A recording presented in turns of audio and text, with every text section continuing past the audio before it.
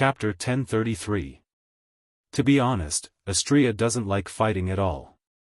She was a very simple girl. What she liked the most was to be able to eat her fill every day, have fun, and have companions by her side so that she would not be lonely. She was satisfied as long as she could. Just like now. Not only did she have companions by her side, but she also got to eat until she was full. Wu Yan also doted on her and spoiled her. This kind of life is no different from heaven for Astrea. Compared to now, before she was summoned, Astrea's life in Synapse wasn't happy at all. That's why Astrea is very satisfied with her time with Wu Yan.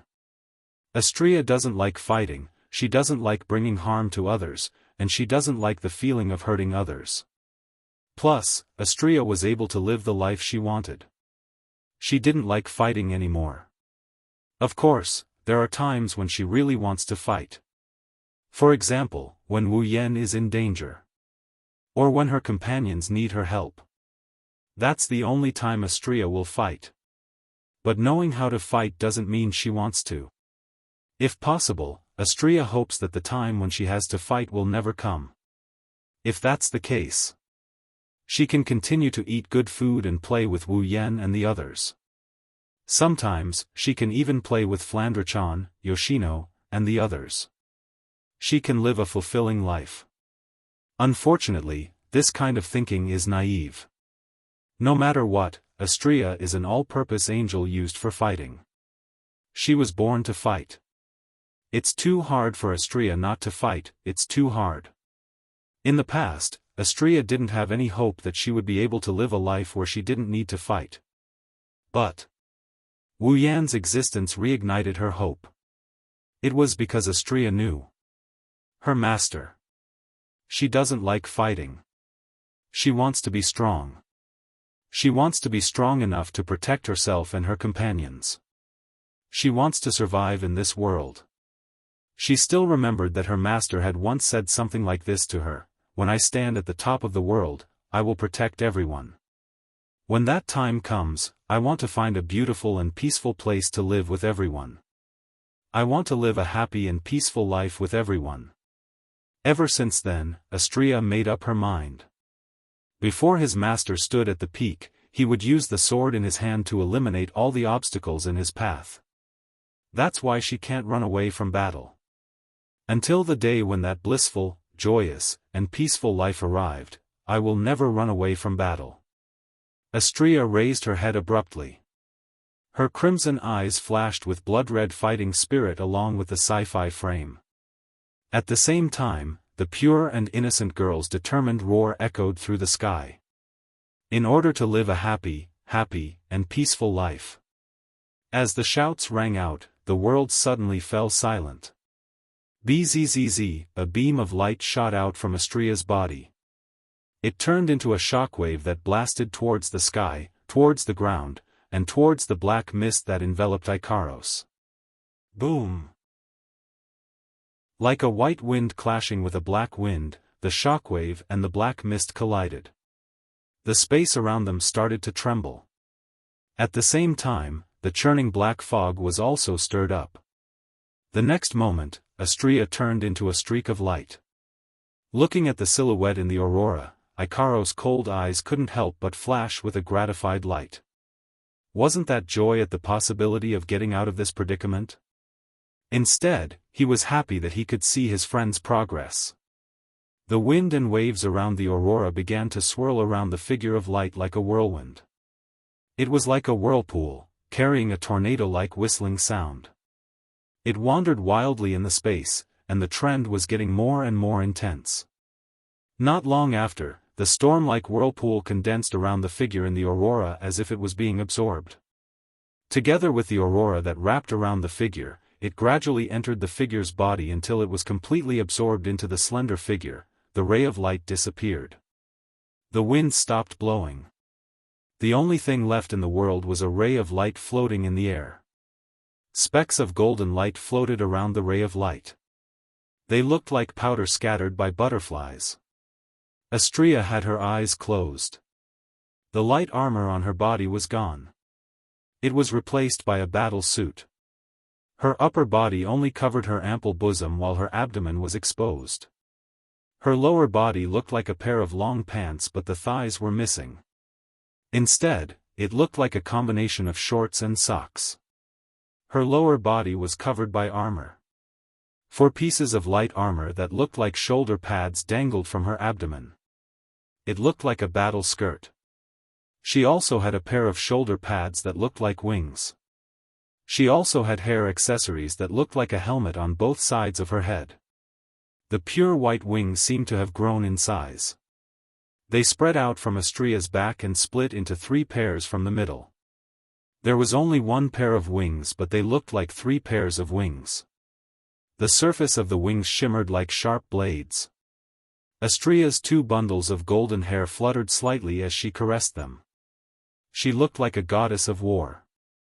Finally, Ikaros ignored the black light. The only thing in her eyes was the goddess of war, Astria. Astria version 2. Perhaps Ikaros mumbling awakened the new Astria. Astria slowly opened her eyes. She looked at Ikaros, who was struggling in the black mist.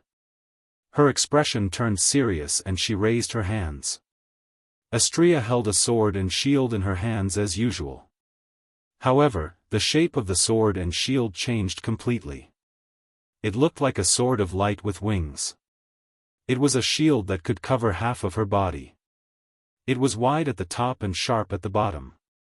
Sorry, Super Vibrating Photon Blade 2, and Aegis, AoE Defensive Shield 2, after Astria entered Pandora mode, her equipment also evolved. Astria raised her lightsaber.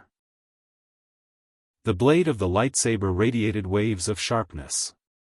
A barrier of light appeared in front of Astria. Sorry, Super Vibrating Photon Blade 2. Fire. The winged lightsaber sliced through the void in front of Astria, drawing an arc of light in the air. Then, the lightsabers emitted a buzzing sound as they shot out from the arc of light.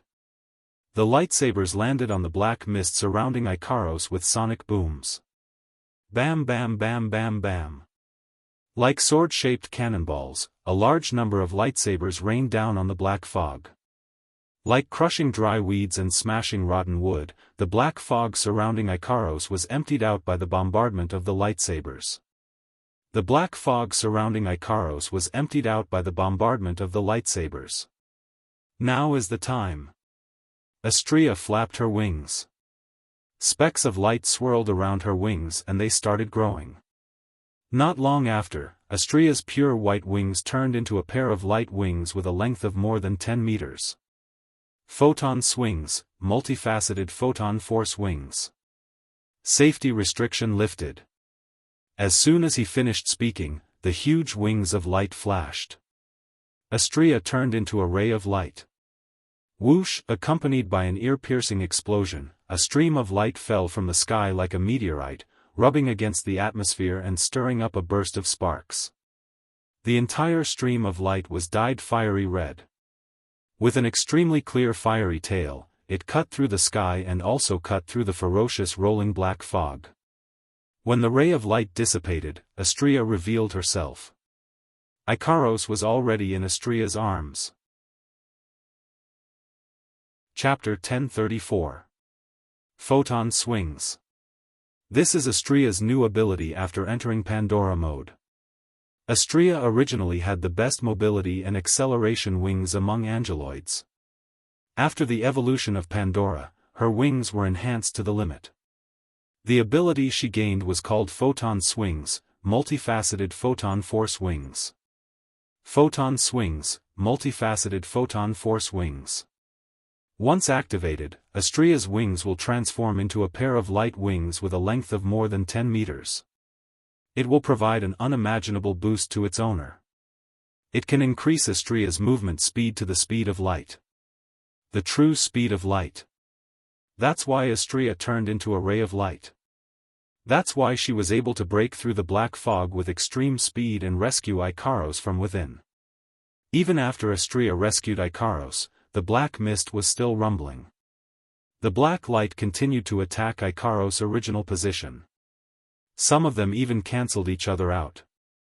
Speed. How terrifying. Ikaro-senpai. Astria supported Ikaros in midair. She asked with concern. Are you alright? Ikaros was panting slightly. Looks like she did expend a lot of energy, but she has a self-healing system. Not only can it heal her wounds, it can also restore her stamina. Otherwise, she wouldn't have been able to hold on for so long under the onslaught of those black lights. It's not that the black light is too strong, it's just that there are too many of them. Ants can bite an elephant to death. This is probably what they mean by a situation like this. She took another deep breath. She calmed herself down. Ikaros gently pushed Astria's hand away. She looked at Astria, who was in Pandora mode. Her gaze wavered. What if it worked? Ahaha. Even though her appearance has changed, her strength has increased. However, Astria's personality didn't change at all. She heard Ikaros' words. She scratched her head embarrassedly and smiled sheepishly. After all, reality has proven itself. The reason why her Pandora system hadn't been truly activated was because she didn't want to evolve. How could the girls who were racking their brains to help her evolve endure this? She knew the girls wouldn't blame her, but she still felt embarrassed. Ikaros felt the same way. Astria quickly changed the topic. Then, Ikaro-senpai, what should we do now? Ikaros returned to her Queen of the Sky mode, her cold eyes sweeping across the black fog and black gas below. The analysis of the unknown substance is still incomplete. The most important thing to do now is to continue. Ikaros lowered her head. However, Master's order must be our priority. Astria nodded in agreement. Before Ikaros and Astria came out, Wu Yan reminded them that they should only investigate the black light and that they shouldn't go too deep into danger. If they find anything strange, they are to report back to him. Wu Yan knows that with Ikaros and Astria's strength, he doesn't need to worry too much. However, it's better to be safe than sorry. There are no absolutes in this world, accidents happen every year. Who can guarantee that nothing bad will happen? Wu Yan, more or less, is still worried, that's why he reminded them. Reality proved that Wu Yan's worries weren't unfounded. Ikaros was caught in an accident, and it was a very dangerous accident. If Astria didn't activate Pandora in time, Ikaros would have been gravely injured even if she didn't die from the barrage of black lights. Astria was furious to the point where she wanted to destroy the black mist and black light. However, she didn't object to Ikaros's decision. She decided to report this to Wu Yan when she got back. It's a must to report this to Wu Yan. Of course, there's no need for that now. There's no need to go back, I saw everything. Ikaros and Astria seemed to have sensed something as well. Their eyes lit up with joy as they turned around to look behind them. Wu Yan was floating in the air. He looked at them with a gentle yet helpless smile. His eyes were filled with annoyance. If you only think of me as your priority now, why didn't you tell me earlier? That way, we wouldn't have encountered any danger, right? Master. Ikaros lowered her head apologetically like a child who did something wrong. Astria looked at Wu Yan in shock. Master. Why are you here? Why am I here? Wu Yan knocked on Ikaros and Astria's heads with his knuckles. What other reason could there be other than for you two? The two girls clutched their heads in pain. Astria puffed up her cheeks in anger. However, she quickly regained her composure. For us? Nodding, Wu Yan looked at the direction of the high cliff. He narrowed his eyes as he looked at the black mist and the black light that came from the high cliff. I've already set up a telepathic spell on your bodies. If you're in danger, I'll be able to sense it immediately. So when I sensed that something happened to Ikaros, I immediately used teleportation to rush over. Wu Yan turned to look at Astria, who looked like a Valkyrie with a grin on his face. However, I didn't expect that you would give me such a pleasant surprise when I rushed over. Pleasant surprise? A question mark appeared on Astria's head. What pleasant surprise. Huh. Wu Yan's mouth twitched. Even if it's the Pandora system that can make angels evolve, it seems like it can't also evolve your brain, Master. Ikaros flapped her wings and flew to Wu Yan's side. As usual, she stayed less than 1 meter behind him as she whispered. What should we do now? Hearing Ikaros's words, Wu Yan glanced at Gaoya, who is enveloped in black energy and black light. I don't know what's going on, but based on the situation, the source of the black light might be here. A cold light flashed in his eyes, and his expression gradually turned cold. If that's the case, let's destroy this place. Destroy it? Astria was stunned. Ikaros also hesitated. Shouldn't we investigate this? If we want to investigate the black light, Yukari is already in the process. She has samples as well. It is important to investigate the origin of the black light. But don't forget, the purpose of this investigation is to prevent the sisters in the behemoth forest from being harmed by the black light. Compared to this, there's no need to investigate the origin of the black light. This place might be the source of the black light. If we destroy it, we will have achieved our goal. Wu Yan shrugged after looking at Ikaros and Astria. Besides, even if we want to investigate, we don't know where to start. Are we supposed to just go in? The black light can possess people. Wu Yan took a step forward and looked down at the billowing black mist and dancing black light.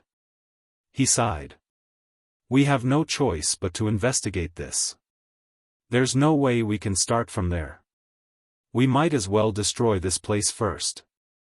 Even if this place isn't the source of the black light, if we can eliminate a large amount of the black light, the threat to the sisters will be greatly reduced.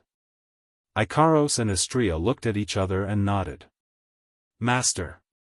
Ikaros flew in front of Wu Yan. She left Wu Yan with her back facing him. You want to help? Ikaros. Wu Yan hesitated, but he didn't refuse. Fine, I'll let you do it. But the black light is evil. Don't hold back. Yes. Master. I'll help too. Astria flew over and lined up beside Ikaros with a serious look on her face. I feel like I can activate the Pandora system again. Let me help. Chapter 1035. Activate Pandora again? Wu Yan was shocked. Even Ikaros looked at Astria in surprise after hearing her words. Wu Yan, Ikaros, and Astria didn't know much about Pandora. All they knew was that the Pandora system was a system that Daedalus had installed on the 3 first-generation angels. It had the ability to allow the angels to evolve on their own. However, they didn't know how it would evolve, what level it would reach, what kind of strength it would have, what kind of equipment it would evolve into, and what kind of abilities it would derive. Ikaros now has Pandora mode and Astria also received Pandora evolution. However, they never expected Pandora to allow an angel to evolve twice in a row. Including Astria. But now, Astria said she felt like she could activate Pandora again. Even though Astria said it was just a feeling, Wu Yan and Ikaros could hear the seriousness in her voice. Does Pandora really have the ability to allow an angeloid to evolve multiple times? Wu Yan was silent for a moment before he smiled. Interesting. Wu Yan looked at Astria and waved his hand. It was as if he was cheering for Astria. Give it a try. Astria. At this moment, Astria smiled. Her smile was filled with joy and confidence. Yes. Master. As soon as she said that. Buzz. A dazzling aurora illuminated the world. Energy waves surged in all directions. It turned into the brightest and most dazzling light in the world. It was like an exploding nuclear bomb, causing shockwaves to spread everywhere. It was just a flash of light. The atmosphere was unbelievably stirred. Even the space seemed to be emitting strange sounds, as if it was announcing something. It was like a dream, causing people to be unconsciously intoxicated by the bright light, unable to extricate themselves. It was as if there was only light left between heaven and earth. The source of the light. They were two angelic girls with pink and pure white wings respectively. As for Wu Yan, who was closest to the angelic girls, he squinted his eyes due to the blinding light. He even put his hands in front of his face to block the light. However, he didn't pull away from the two angelic girls. They were the most dazzling light in the world right now. That's why. He had to see it with his own eyes. He had to be the closest to them. If possible, he wanted to hug and caress them. It seemed like they sensed Wu Yan's thoughts. Ikaros and Astrea turned around to look at Wu Yan. At this moment, whether it was Ikaros who didn't know how to express her feelings or Astrea who was simple-minded and naive, both of them smiled from the bottom of their hearts. Those two smiles were very gentle. It was so gentle that Wu Yan, who was immersed in it, almost melted. Master. Ikaros clasped her hands in front of her chest as if she was trying to suppress the overflowing love in her heart. She followed the guidance of her heart and murmured her true feelings. I love you. In response to Ikaros' overwhelming love, a pillar of light shot out from her body and into the sky. Astrea also had a hand in front of her chest. However, she wasn't suppressing her love for him, she was making up her mind to break up with him. She stared at Wu Yan and lowered her head to look at the shield in her hand. Astrea doesn't like fighting. She really doesn't like fighting. Although she wouldn't run away from battle and didn't hate it, she didn't like it. Otherwise, she wouldn't have suppressed the Pandora system that should have been activated and stopped herself from evolving. She was a very emotional person, after all. The activation condition of Pandora system is strong emotional fluctuations. Astrea has strong emotional fluctuations, so she should have evolved a long time ago. However, her emotional fluctuations are so strong that even Pandora system is being suppressed. Maybe it's because Astrea doesn't like fighting, or maybe it's because the Pandora system is following the host's emotions and didn't activate automatically. Either way, it's enough to prove Astrea's desire for a peaceful life. That's why Astrea is so determined. I don't like fighting. I don't like to bring harm to others. I don't like the feeling of hurting each other. Astrea looked at the shield in her hand and spoke in a mosquito voice. I like to eat good food. I like to play with my friends. I also like Master who treats me the best. That's why I don't like to fight. I don't want to fight. However, I am an all-purpose angel for local battles. I exist for the sake of battle. Yet, I don't like to fight. Isn't it strange? Fortunately, Master didn't force me to fight. He made me delicious food and brought me the best companions. He gave me the life I love the most. However, even if this is the case, the time to fight will still come, but, for Master and my friends, I don't like to fight, but I don't hate it either. I am satisfied with my current life. I am very satisfied. But, Master has a better dream. He wants to find a beautiful and peaceful place to live with everyone. He wants to live a happy and peaceful life. If there is such a life, it must be beautiful, right? I really want to live that kind of life. Astrea tightened her grip on the shield as she spoke. Her knuckles were cracking. Astrea, on the other hand, kept smiling. Until a certain moment, the smile on her face disappeared and was replaced by a firm expression. That's why I can't run away from battle. I don't want to run away from battle. Only by fighting can I protect Master until he stands at the peak. For the sake of Master and that beautiful life, I have made up my mind. Before Master stands at the peak, use the sword in your hand to remove all the obstacles in Master's path. Astrea swung her hand to the side and tossed her shield away without hesitation. On the other hand, she grabbed her lightsaber with all her might. That's right. I will use my sword to remove all obstacles in Master's way. I just need a sword. I don't need a shield. I made up my mind a long time ago, didn't I? In response to Astria's firm conviction, a pillar of light shot out from her body and into the sky. The two pillars of light were like indomitable pillars that supported the heavens. They carried an extremely dense and resplendent light that illuminated every corner of the space, including the rolling black fog and black light. After an unknown amount of time, the pillars of light disappeared.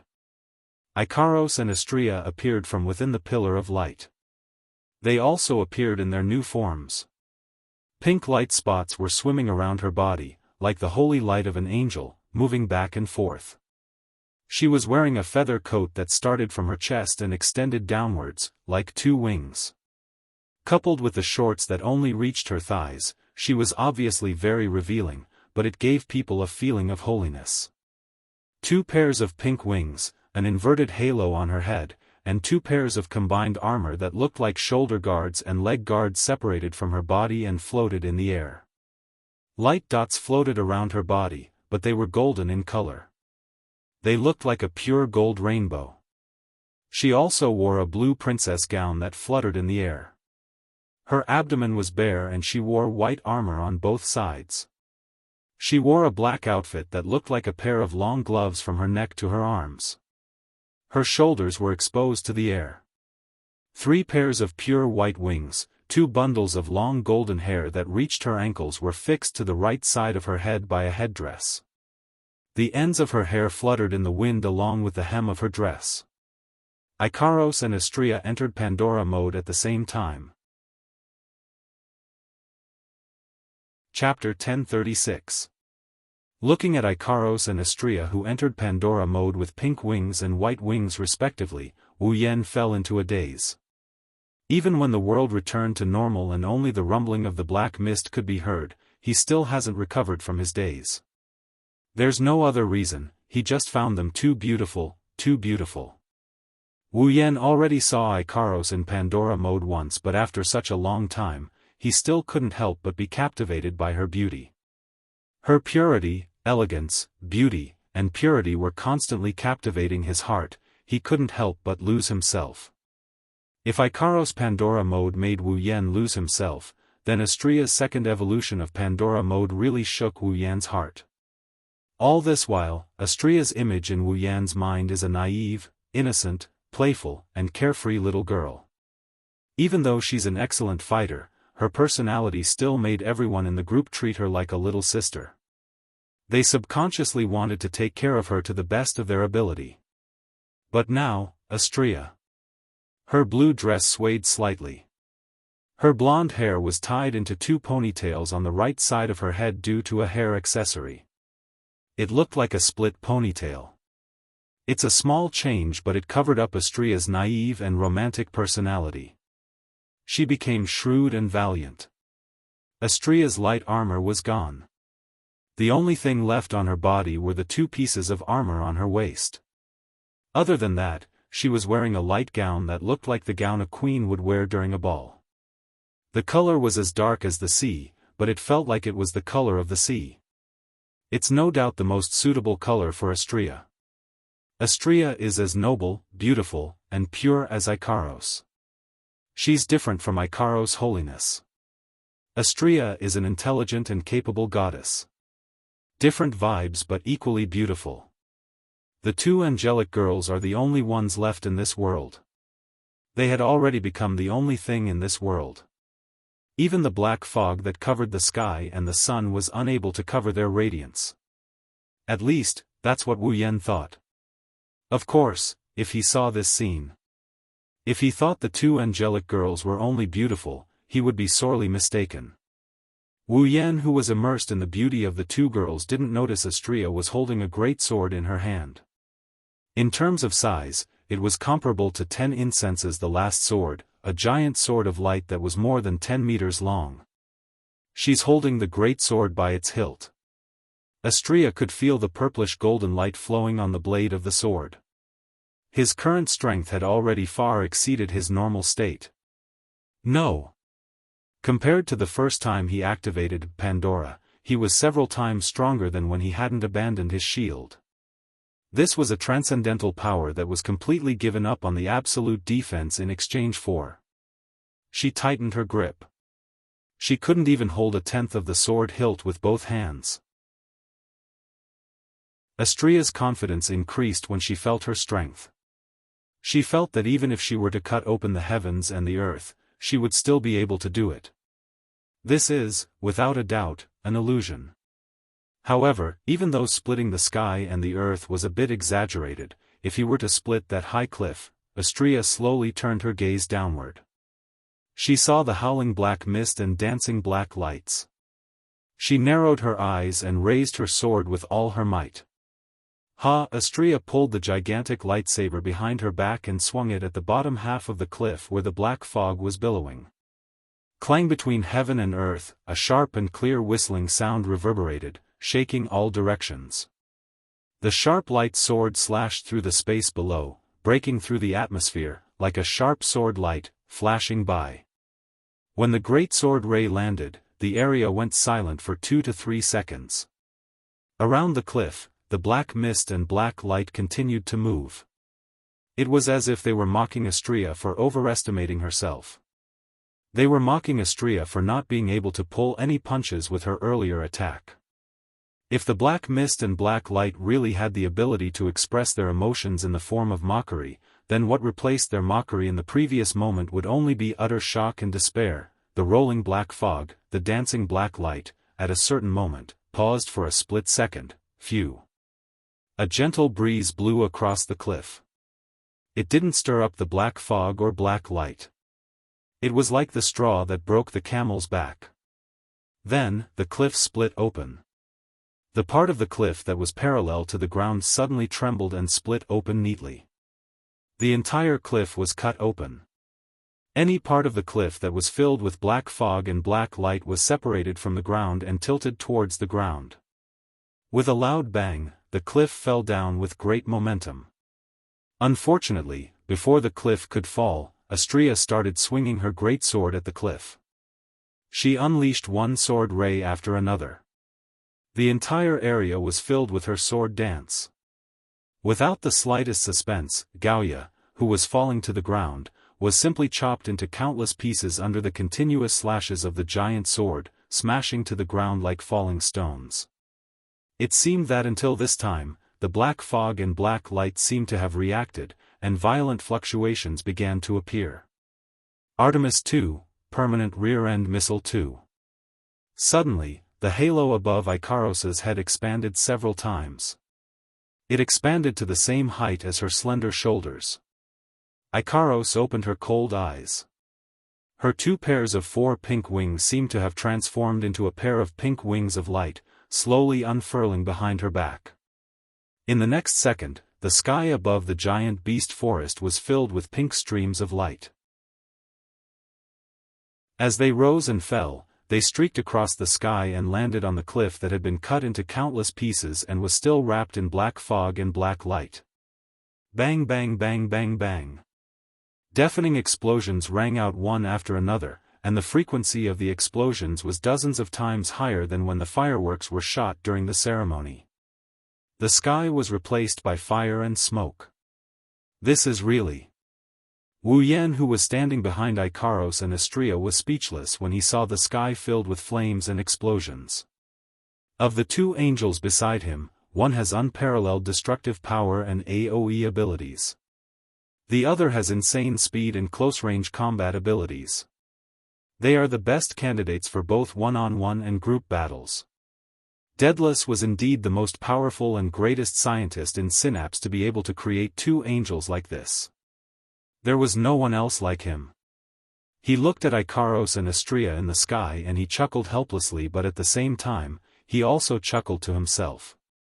Well, if I have the chance to visit Heavenly Item, I should thank Daedalus properly. Master. Ikaros and Astria flapped their wings and flew back to Wu Yan's side. Is this good enough? Yes. NN, just destroy it. Wu Yan nodded and he smiled at Ikaros and Astria. Thanks for your hard work. Ikaros flinched and lowered her head, obviously embarrassed by Wu Yan's praise. Astria nodded her head and proudly put her hands on her hips. What do you think? Amazing, right? Oh. Wu Yan raised an eyebrow.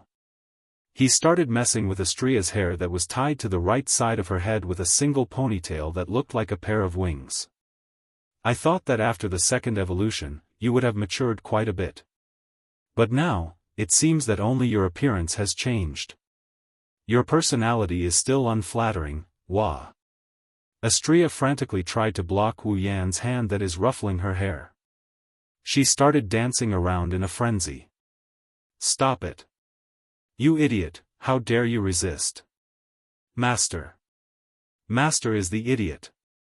Idiot, idiot. Oh. Not only did you resist, you even talked back.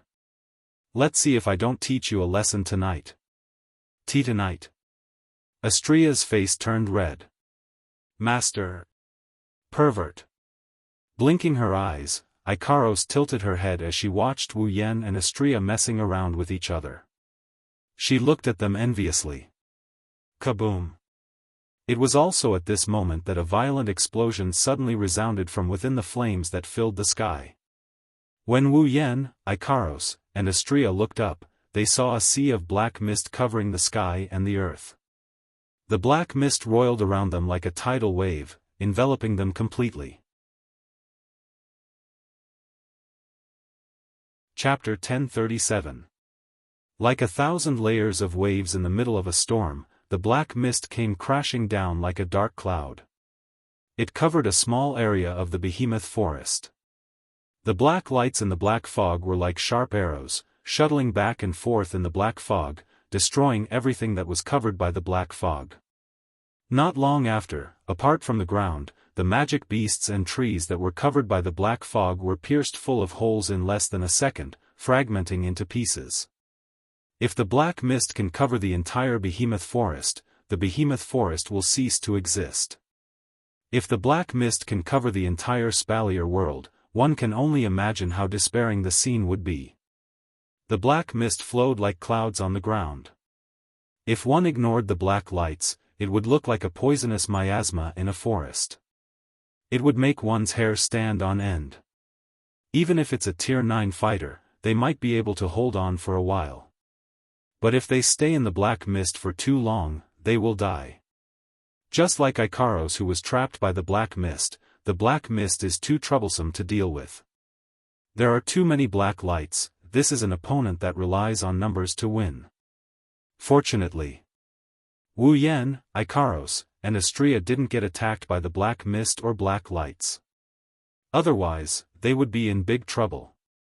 Above the black mist, Wu Yan, Ikaros, and Astria appeared from a spatial ripple. They floated in the air again.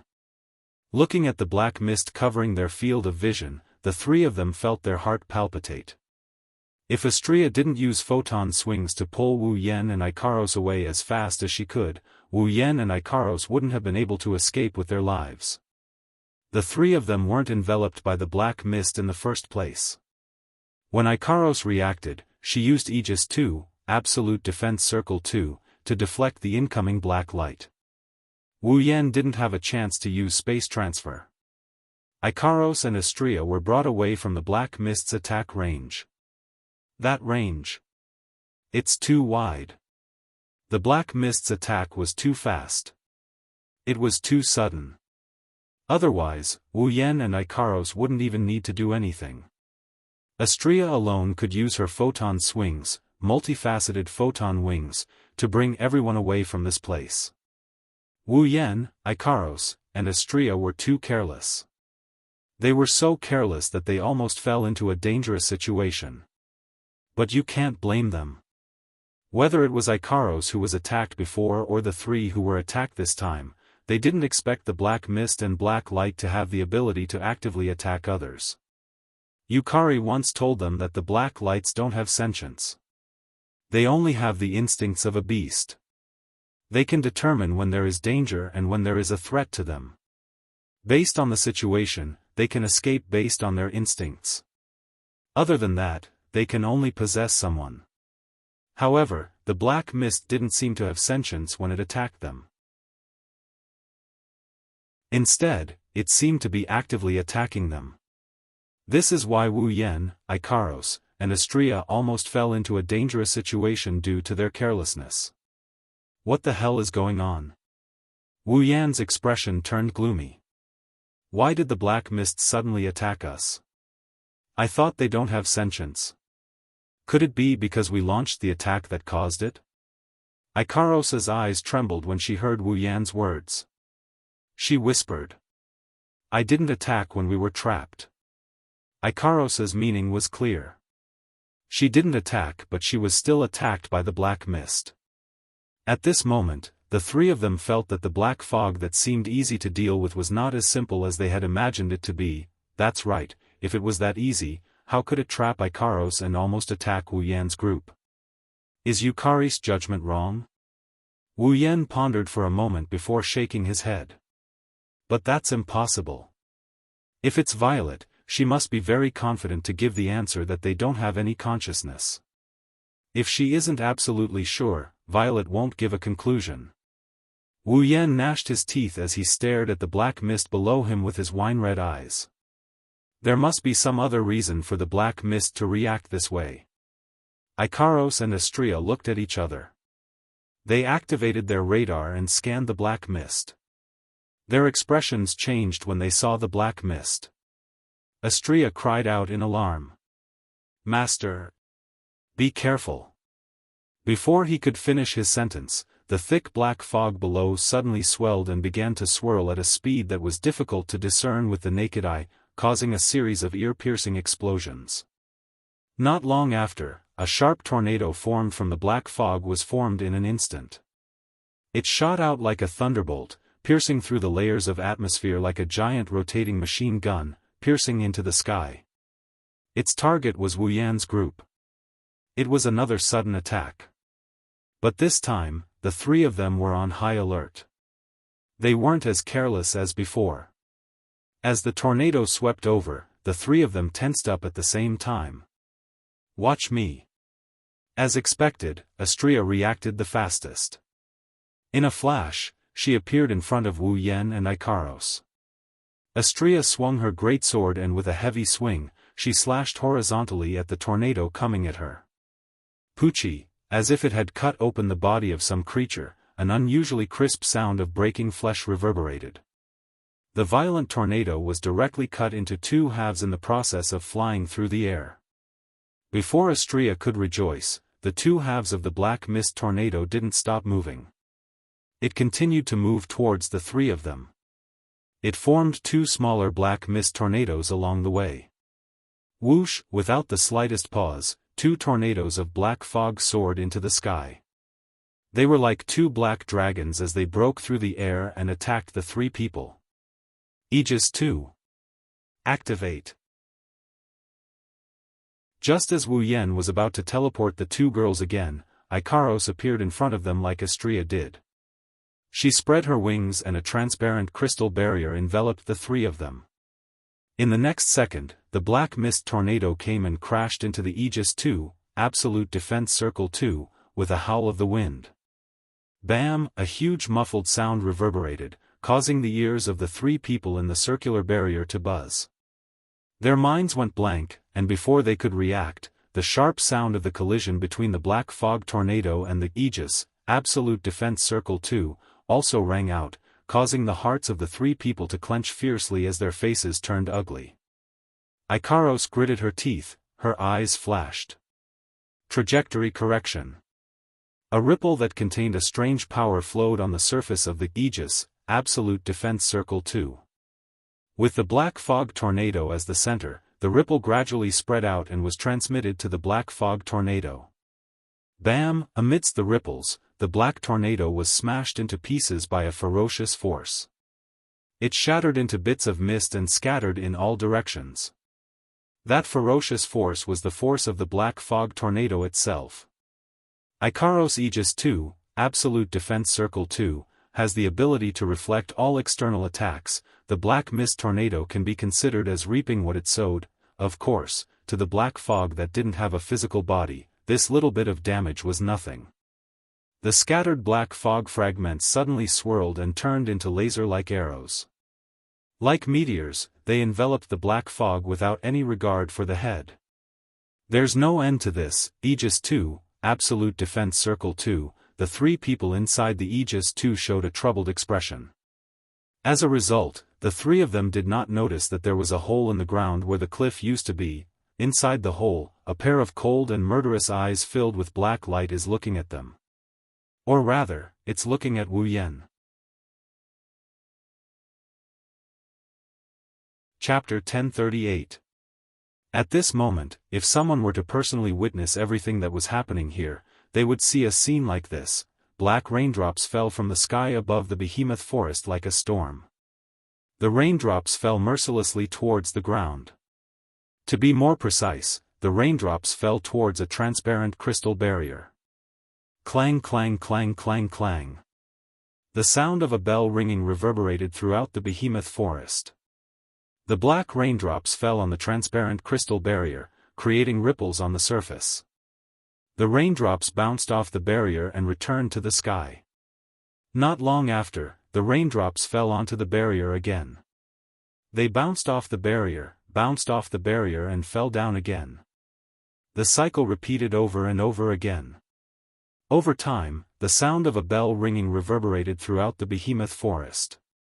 The sound reverberated throughout the forest.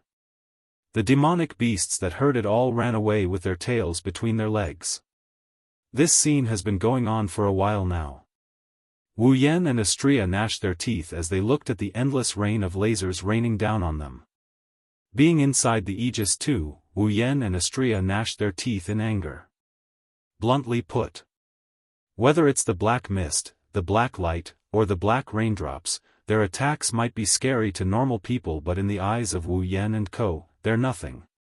The real problem is that the amount of black mist, black light, and black raindrops are too much to deal with. If only there were fewer of them. Deal with them. It wouldn't be that hard. This is the first time Wu Yan, Astrea, and even Ikaros have encountered something so troublesome. They would rather fight someone of equal strength than them. They would rather fight someone stronger than them thousands of times. They don't want to fight someone who is weaker than them. Someone who is extremely troublesome to deal with. If they took advantage of their carelessness, the ambush would still be somewhat effective. However, once they became serious, fighting with such troublesome creatures, he could not do anything to them, and they could not do anything to him. There was simply no end to this. If this situation continues, Wu Yan, Ikaros, and Astrea will eventually run out of energy. Even if one were to use their knees to think, they would still be able to understand. How could a cluster of black mist and black light without a physical body be consumed? Therefore, once it becomes a protracted battle, the ones who will lose will only be us. They have to deal with the black mist and black light before that happens. With Wu Yan and the other two's strength, they won't die, but they will definitely run away. At that time, it would be truly vexing. Wu Yan bitterly smiled and looked at Ikaros. Ikaros. Are you okay? Yes. Ikaros nodded with ease. The enemy's attacks aren't strong enough to pose a threat, but if this continues... I understand. Wu Yan sighed. We can't get into a protracted battle. Otherwise, in the end, we can only retreat. Then, what should we do? Astrea fiddled with the sheathed great sword in her hand. She looked troubled. My sword won't be able to deal with so many of them. Me too. Ikaros turned around and looked at Wu Yan. Arte Missile 2 might be able to deal with the current situation, but the unknown objects won't be damaged. There is a high chance they will form a new attack pattern, so I don't recommend it. In other words, Wu Yan looked up at the black raindrops falling from the sky. Unless we can eliminate these black things, we will have no choice but to retreat? Ikaros nodded, confirming Wu Yan's words. Astrea may be clueless, but she can tell that this situation is disadvantageous for her. Especially since she doesn't specialize in AoE attacks, she might not be able to be of any use in this situation. She already activated Pandora for 2 evolutions, but it didn't come in handy. Astria couldn't help but feel disheartened. Alright, don't mind it. Wu Yan rubbed Astria's two blonde ponytails and he smiled warmly at her. You aren't good at group battles, but your combat prowess is incredible. No one will doubt your ability. If it was another enemy, you would be able to defeat them in a matter of minutes. Is that so? Astria blinked. She nodded her head and giggled. Yeah. I'm good too. Seeing that Astria has recovered, Wu Yan rubbed her hair and walked in front of Ikaros. He narrowed his eyes when he looked at her. Completely annihilate these things, huh? Wu Yan rubbed his chest and he mumbled while shaking his head. Looks like you are the only one who can deal with these annoying things. Give me a hand, Cannon. Wu Yan's voice pierced through space, time, the atmosphere, and even his body. Wu Yan's voice reverberated through his body. With this call, Wu Yan could feel a certain consciousness awakening within his body. The corners of his mouth slowly curled into a joyful arc. His wine-red pupils instantly turned into a noble golden color. At the same time, a violent magical heat wave began to surge crazily. The pitch-black color dyed his hands black and red veins started to crawl up his arms. The blood mist started to reverberate and tangled with the surging mana. The mist passed through Ikaros Ijizii, Absolute Defense Circle 2, and rose into the air. Wu Yan raised his ghostly hand covered in red veins, descend. Angelic Holy Light. This is the third light of the day. Different from the previous two, this one is not only golden, it doesn't have a powerful energy wave. Instead, it's very gentle, like the early winter sun. It's very warm when it shines on people. However, when such a warm light shone on those black raindrops, they didn't even have the time to greet or react. Like flames that touched water, they evaporated with a sizzling sound and turned into a puff of green smoke. Wu Yan and the other two's eyes lit up. The golden light shined as well. Wang. The blood mist that rose into the air and entwined with magic power slightly twisted, forming a circle. Under the illumination of the golden light, the blood-colored fog was slowly dyed gold. When the entire fog was completely golden, the fog fluctuated and condensed into a figure. It's a figure with 3 pairs of pure white wings, a halo on top of her head, eyes shut tight, and eye-catching silver hair. Ikaros and Astria were shocked when they saw the figure. They didn't expect Wu Yan to summon a person. And a very beautiful one at that. A pure and holy aura rose around Cannon like steam, giving off a very holy feeling. This holy aura, Ikaros's body also has it. However, Ikaros' holy aura can only be sensed by humans. Cannon's holy aura can even be sensed by the black mist and black light. That's because they instinctively sense danger from the holy aura. The black fog, black light, and black raindrops that filled the sky abruptly stopped their attack. They paused in mid-air, as if they were trembling. After a moment of hesitation, they actually didn't dare to continue their attack. Perhaps Cannon sensed the presence of the black mist, black light, and black raindrops. She opened her eyes. Her icy blue eyes were exposed to the air and imprinted the scene in front of her into her eyes. Then, Cannon moved. Spreading out his hands, an extremely dense golden brilliance suddenly spread out, instantly illuminating the entire area, wrapping all the black fog and black light within, not missing even a single bit. TSK TSK TSK TSK. Wu Yan, Astria, and Astria watched as the black mist, black light, and black raindrops evaporated under the golden light. The sound of TSK TSK TSK could be heard everywhere. Chapter 1039. TSK TSK TSK TSK. The sound of flames being extinguished by waves of water echoed in the forest. The black mist that covered the sky above the behemoth forest has completely disappeared. It was replaced by a dense white mist. Of course, this white mist was just some ordinary steam. It was not an existence that possessed evil power like the black mist. Being in the white mist, not only could one feel the warm touch of the white mist when it brushed past one's body, one could also feel a surge of power from it. The power of purification. This is one of the only two abilities Canon has in her angelic form. Although it didn't have much destructive power, it was the most effective ability to deal with negative attributes and evil powers with curses and the like. Without a doubt, the black mist and black light that were able to forcefully transform living creatures into ferocious monsters was definitely not a positive energy. Under such circumstances, Canon's purification power was definitely their most terrifying natural enemy. Wu Yan, Icaros, and Astrea can see this from the fact that Canon took less than a minute to deal with the black mist and black chi that had been bothering Wu Yan, Icaros, and Astrea. Canon floated in the white mist with a golden glow around her. She looked around her to make sure there isn't a speck of black mist in her sight. She sighed in relief. With this action, Canon's sacred and inviolable aura gradually receded, and she became gentle and calm. She is like an angel who fell from the heavens. She still has her wings, but she has a human touch to her. People don't dare to approach her.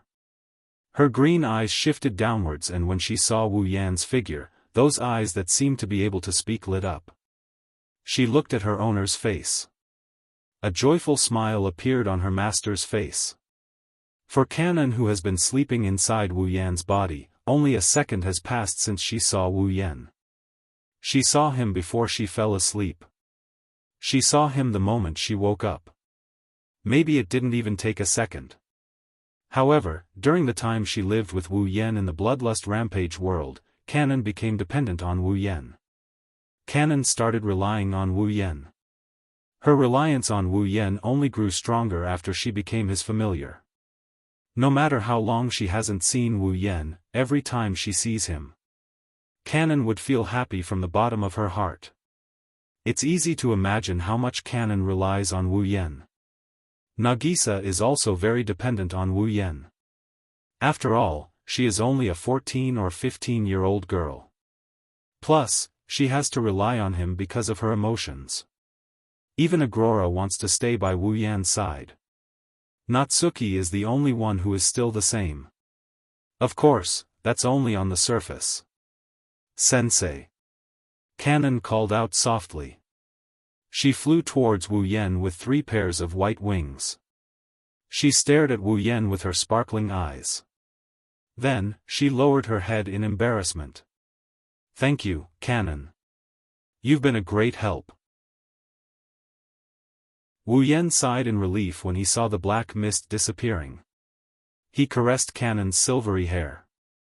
That annoying thing has been bothering me for a long time. Canon took care of it in an instant.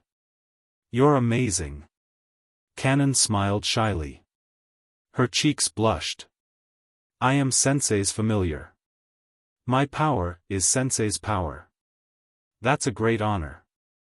Icaros and Astrea, who had been observing Canon, also walked up to her. They sized her up with their crimson eyes, and a strange light flashed in their eyes. Astrea was the first to speak. Hey! Master! Astrea tugged at Wu Yan's sleeve. She asked curiously. Who is this child? Before Wu Yan could answer, Astrea flew to Canon's back and caressed her white wings. Wow! She has wings too. They are the same color as mine. Is this child an angel too? What's her model? Astrea has never heard of it before. That. Her wings trembled under Astrea's touch. Canon was startled by Astrea's enthusiasm. She started stuttering and she looked at Wu Yan with a pleading look. She wanted Wu Yan to stop Astrea from acting like an idiot. Stop being so naughty. Can't you see how troubled she is? Wu Yan didn't know whether to laugh or cry. He pulled Astrea to his side and he gave her a light knock on her head. His appearance has evolved to become so mature, but why is his personality still so unflattering? I'm curious. I'm just curious. Astrea puffed up her cheeks without a care for her image. Wu Yan found it funny. Canon isn't an angel, but she's still an angel. Wu Yan rubbed Canon's head as he smiled at Ikaros and Astrea. Canon seemed to be shy with strangers. Wu Yan smiled at Ikaros and Astrea. That's why she is your little sister, you have to take good care of her. Little sister? Ikaros paused for a moment before looking at Canon with a gentle gaze. Yes. Master. Wow. Little sister. I have a little sister too. Astrea cheered and flew to Canon's side. She grabbed Canon's hands and patted her chest with her chest puffed out. Don't worry. Master. I will take good care of my little sister. Oh, you. Wu Yan smiled bitterly. Don't let anyone else take care of you, thank the heavens. Canon stared blankly at the beautiful golden-haired girl who was holding her hand and had the same pair of wings as her. Her green eyes trembled slightly, and a hint of warmth welled up in her heart. Canon calmed down. She didn't let go of Astrea's hand. She bowed to Ikaros. You're right.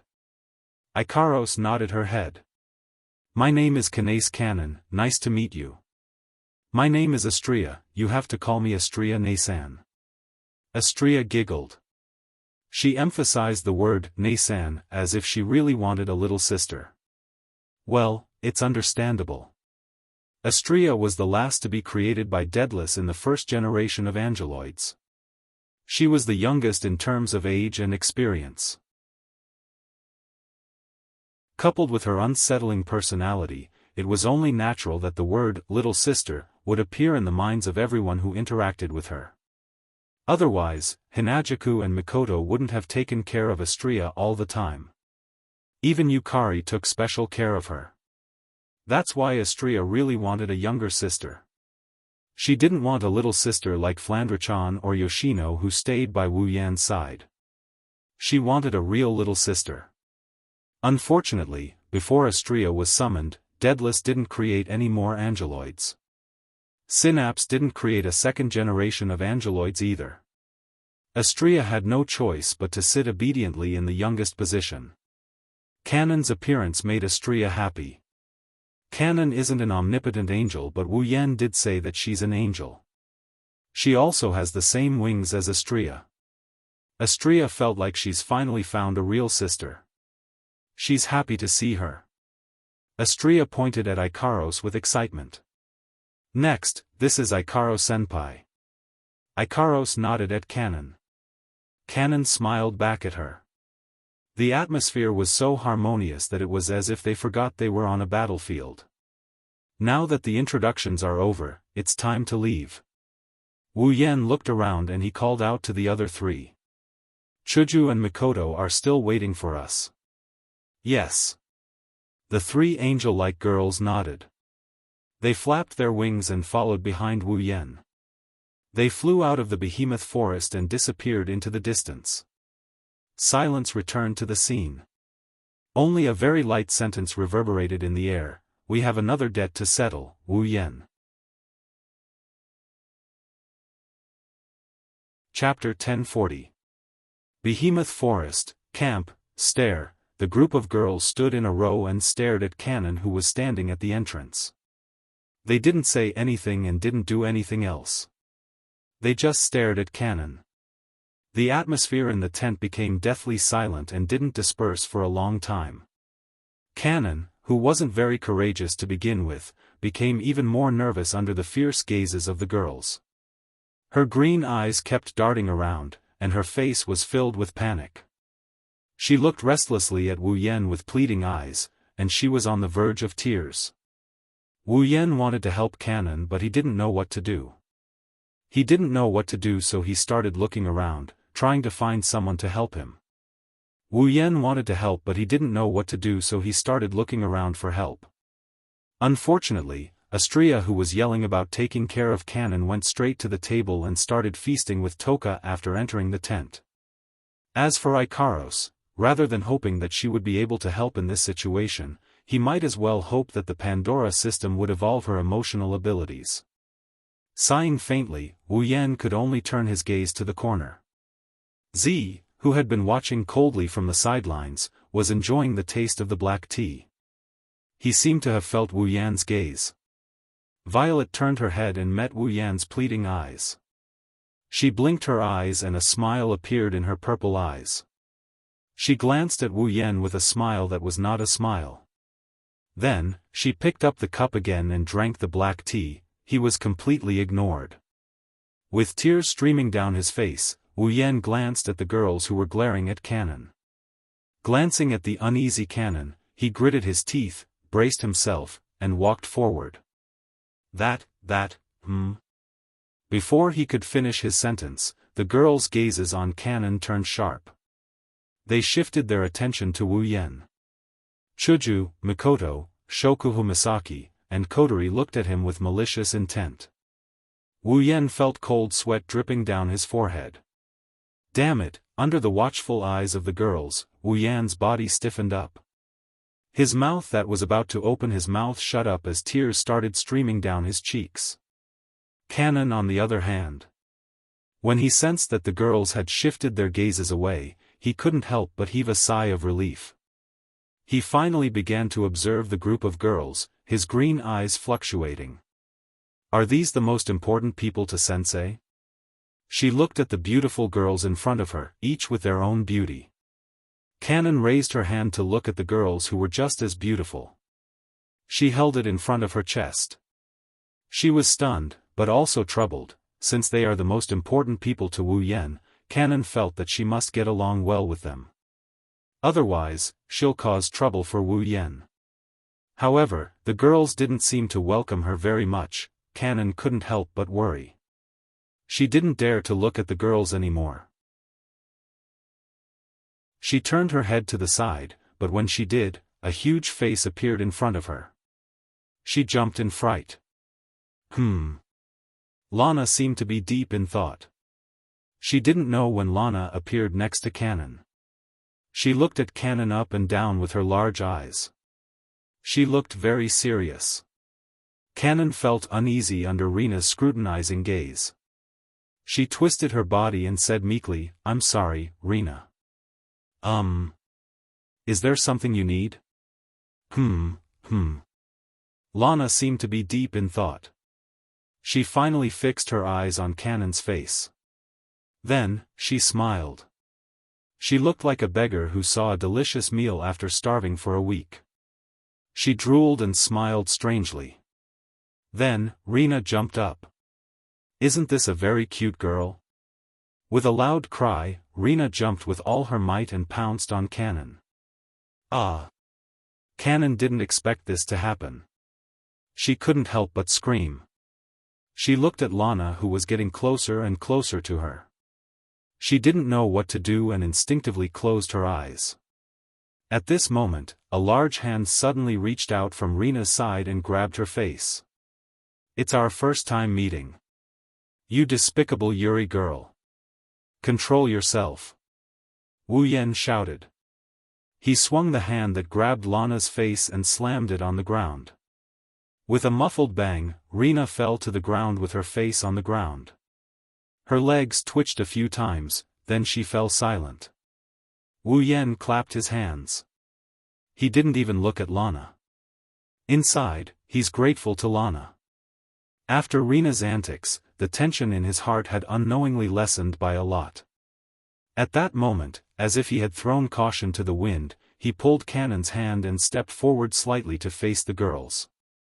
"She's Cannon." Wu Yan pushed Cannon's back and said, "She's a family member who lived with me in the dungeon world. She should be a family member soon. Let's get to know each other." When Cannon heard the word family, she blushed slightly and bowed deeply to the group of girls. Her heart calmed down as she heard the word family. "I'm Kanace Cannon. Nice to meet you all."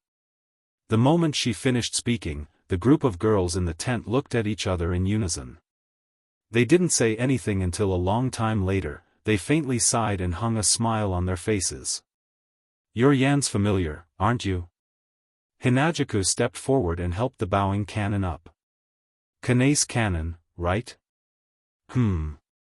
Not a bad name. Just call me Chuju. I'm Misaka Mikoto. Can I call you Kanon? Mikoto greeted Kanon naturally. She didn't seem as nervous as before. Instead, she acted as if she was familiar with Kanon. It made people wonder if she was the one who was staring at Kanon. Why yes. Kanon was stunned for a moment before she quickly replied, just call me Kanon. She's quite a pretty girl. Shokuho Misaki ran her fingers through her hair and looked at Ikaros. She has the same aura as Ikaros and has the same hair color as Feifei. Are you a foreigner? Yes. Yes. My grandfather and father are all foreigners, oh? Kotori glanced at Kanon and said with interest, that's rare, it's the first time a foreigner has joined us. If we don't count the angels and elves from Synapse. Era, is that so? Kurumi tilted her head and pointed at her lips with a smile. But it feels like Sabono is a foreign child, huh? The four brownies who were suddenly pulled into the topic were stunned.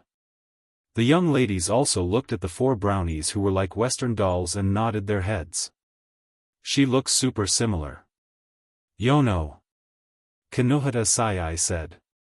Did you all forget about me? Frenda lowered her head with a pained expression. She's also a foreigner, a pure foreigner. Takitsubu Riku didn't say anything. She nodded at Kanon who didn't know what to do due to the girl's sudden enthusiasm. She's a good person, wait, let her play with Flandra-chan. Flandra-chan, on the other hand, spoke as if there was no one around. Her face was full of joy, but there was no murderous glint in her wine-red eyes. It seemed that she had accepted Kanon as her friend. The girls gathered around Kanon and started chatting. Kanon's expression became more and more relaxed. Seeing this, Wu Yan who was standing at the back also relaxed. He nodded in satisfaction. Humph. Mikoto who saw Wu Yan nod his head snorted coldly before glaring at him. Don't misunderstand. We just like Kanon.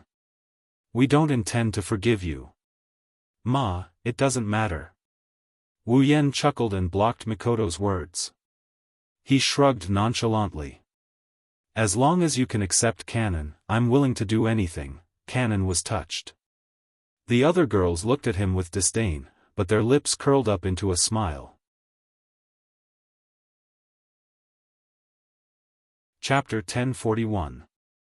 After some introductions, Kanon finally blended into the group of girls. Even though she can interact with the girls normally, Kanon didn't choose to stay. Instead, she returned to Wu Yan's body after having a meal with the girls.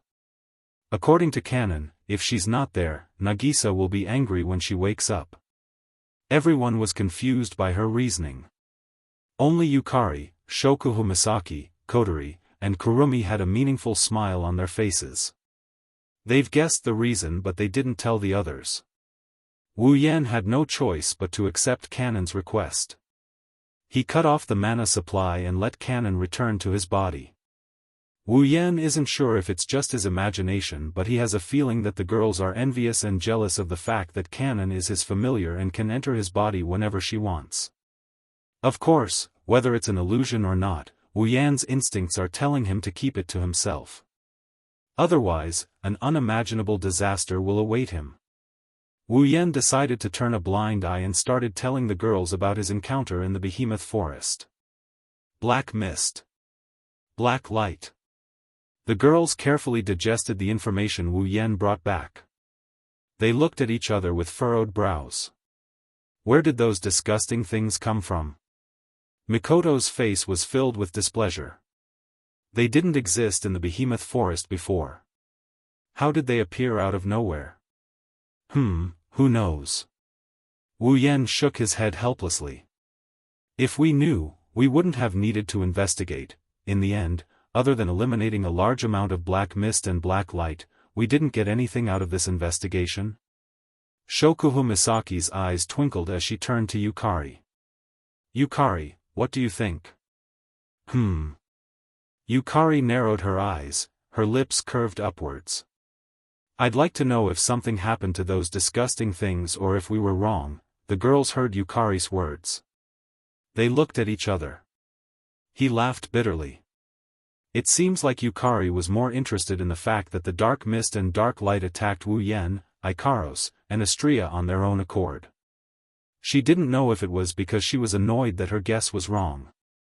Or was he eager to prove that he was not wrong? However, Wu Yen had a feeling that Purple was hoping that the dark mist and the dark light would be able to break his speculation. Perhaps it was because he was a demon sage with a high IQ. Usually, Z's deductions would always be in line with her expectations. She had never been wrong. But now, there was a rare possibility of a mistake. With Z's personality, it was not hard to understand why she felt this was a novelty. Glancing around at the crowd, Z spread out the paper fan in her hand and suddenly changed the topic. Well, since the source was destroyed by Yen Chan, let's end the discussion here. Compared to that, I'm more curious about Astrea's Pandora mode. The girls suddenly remembered that Astrea was able to undergo Pandora's evolution. Huh? Astrea, who was in the middle of eating, paused for a moment. She felt the girls' gazes on her. She smiled embarrassedly. Aha, I just happened to run into you. It was just nice. The girls were amused by Astrea's perfunctory attitude. They thought the topic of Pandora's evolution reminded Astrea of the painful days when she was subjected to all sorts of experiments in order to evolve her. That's why she was behaving like this. Little did they know, Astrea was just embarrassed by the fact that she couldn't activate Pandora because she didn't want to evolve. We've seen Ikaros' Pandora mode, but we haven't seen Astrea's Pandora mode yet. Recalling how Ikaros looked like a goddess descending from the heavens when she entered her Pandora mode, the girl's curiosity was piqued. Hey, Astrea-chan. Chuju looked at Astrea expectantly. Let's see your Pandora mode. The girls nodded. Even Yukari's interest was piqued. They all looked at Astrea with anticipation. Huh? Astrea, on the other hand, was shocked by herself. Is it here? Ugh. The girls glanced around the tent and shook their heads with a bitter smile. They didn't know what Astrea's Pandora mode would be like, but they recalled Ikaros' evolution. Even if the tent is protected by a barrier, it's still a dangerous place to be. Let's go somewhere else then. Purple made a prompt decision. She waved the paper fan in her hand, and a pitch-black crack filled with eyeballs appeared in front of the tent. Come on in, Yukari called out to everyone in the tent and walked into the rift. The girls looked at each other and followed suit. Behemoth Forest, on top of a mountain peak, many figures slowly walked out of the pitch-black spatial cracks that were filled with eyeballs. They came to the top of the mountain and looked at the scene that was only left with yellow soil and rocks. Satisfied expressions appeared on their faces at the same time. Let's do it here. Purple waved the paper fan in her hand and put away the gap. Then, she retreated. Astrea-chan, it's up to you now, I got it. Astrea shouted. She subconsciously looked at Wu Yen. Noticing Astrea's gaze, Wu Yen chuckled. He nodded with an encouraging look in his eyes. Astrea's confidence was boosted. She yelled and unfurled her wings. She flapped her wings and soared into the sky. Soon after, everyone saw what happened. Astrea's body glowed with light. Astrea's body twisted and turned into a ray of light. She moved around in a dazzling manner. The air around her got sucked in and formed a circle around her. It spun around her like a sharp blade. A light sword that looked like a wing suddenly emerged from the whirlwind and ruthlessly slashed down. Amidst the cracking sound, the whirlwind was split into two halves, revealing the figure inside. Her upper body only covered her ample breasts while her abdomen was completely exposed to the air. Armor-like armor wrapped around her legs while 4 shoulder pads hung on both sides of her abdomen. Wing-like shoulder pads, helmet-like hair accessories, and what looked like 3 pairs of wings. One of her hands held a lightsaber that looked like a wing-like lightsaber while the other held a shield. This is Astria version 2 after her first evolution. Even though Astria abandoned her shield and triggered the second evolution of her Pandora mode, it doesn't mean she can't enter it again. Astria can still enter the first evolution of her Pandora mode with her shield. Without a doubt, the second evolution of the Pandora system would definitely be stronger than the first evolution, and much stronger in fact. However, the second evolution of Pandora mode is strong, but it requires the user to abandon all defense.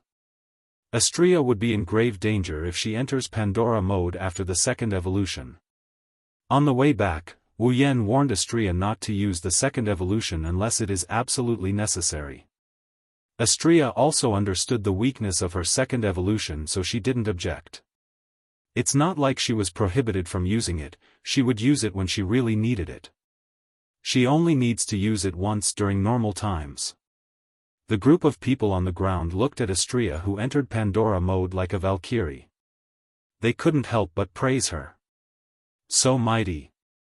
Hinajaku and Mikoto, the two girls who are equally bold and heroic, spoke up. So cool. That was the other girl's comment.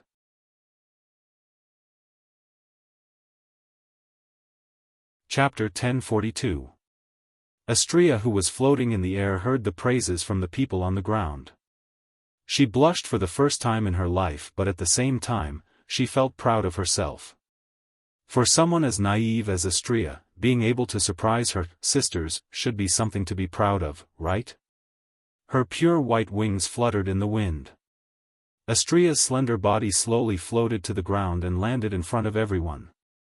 This is my Pandora mode. Astria puffed her chest out proudly. Her face was filled with pride. Of course, Astria wasn't proud of her Pandora mode. She didn't like fighting. She wouldn't want it if it wasn't useful to her. Astria was like a child showing off her favorite toy to others. Pandora mode might just be a toy for Astria. Astria-chan's Pandora mode is so cool. Hinajaku didn't hold back her praise. Her yellow-green eyes scanned Astria's body from top to bottom. So? Isn't there a second evolution? Why aren't you using it anymore? About that. Astria replied. Master said it's too dangerous since we don't have any defenses. That's why he said it's normal. He forbade me from using it. That's true. The girls nodded in agreement. Shokuho Misaki quickly spoke up. It's not the time to fight, we're just looking at it. It should be fine even if you use it, right? Plus, we're all here, what danger can there be? The girls flinched for a bit before looking at Wu Yan. Wu Yan shook his head when he saw this. It's better to be safe than sorry. It's better to be safe than sorry. Then. How's your combat power? Kotori stepped forward with one hand on her waist and the other holding the lollipop. She asked expressionlessly. Combat power? You should have improved by quite a bit, right? Yes.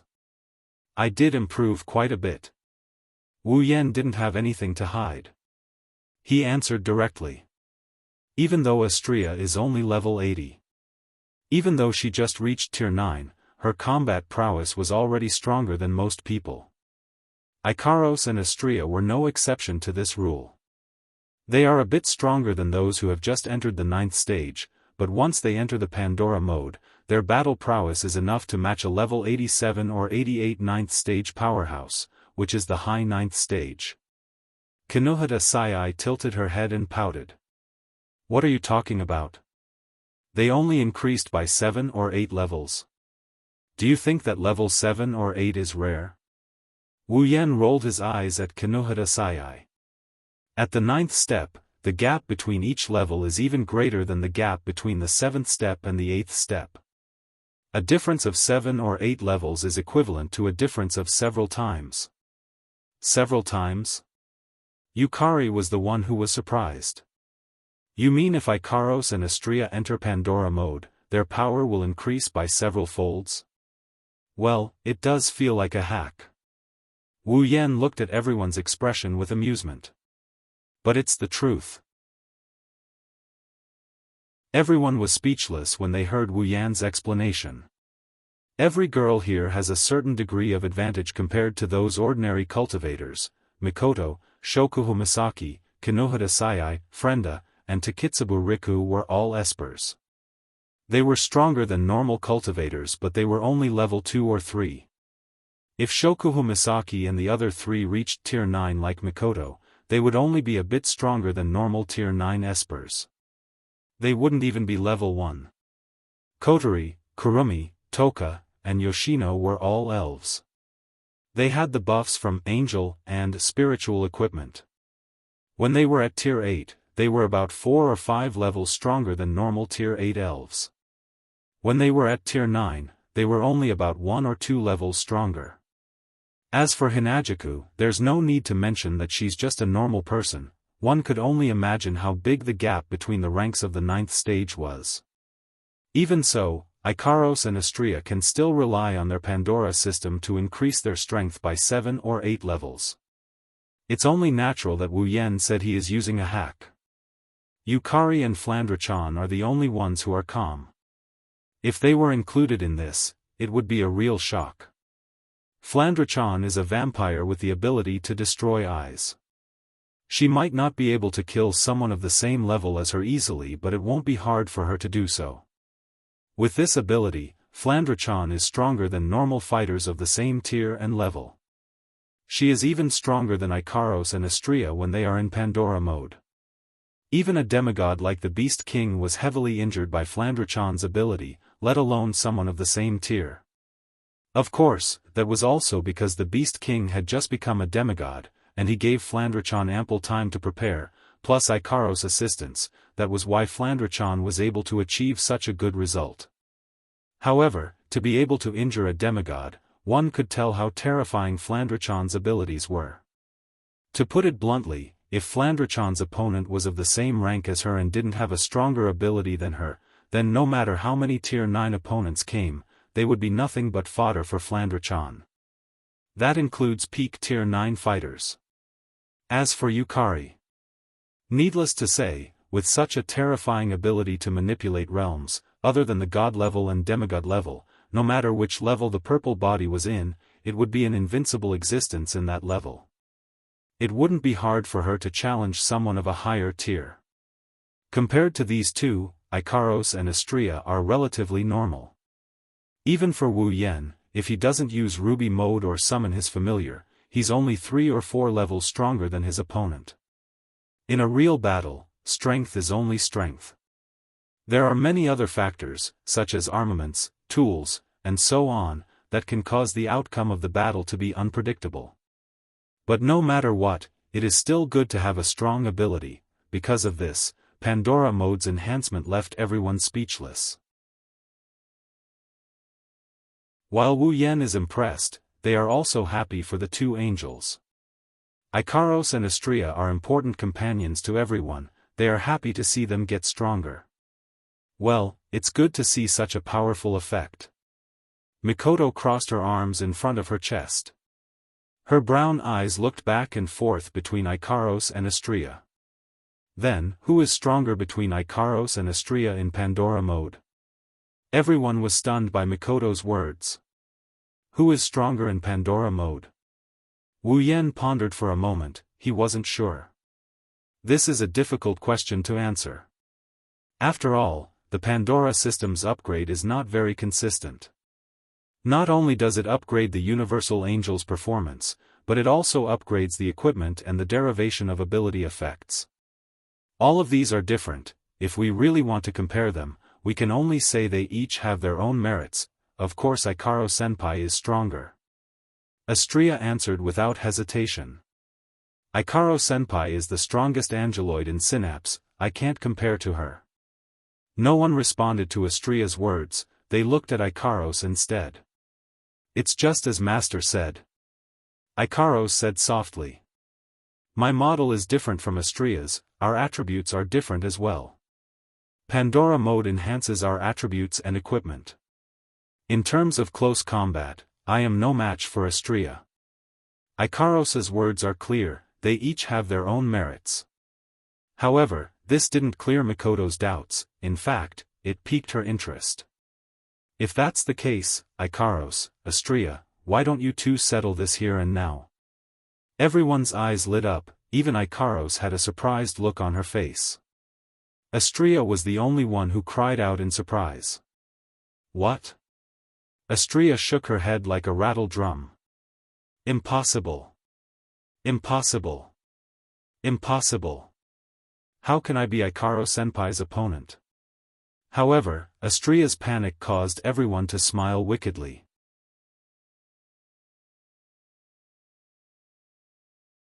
Chapter 1043. Astrea felt a chill down her spine when she saw the sinister smiles on everyone's faces. She ran towards Wu Yen with teary eyes.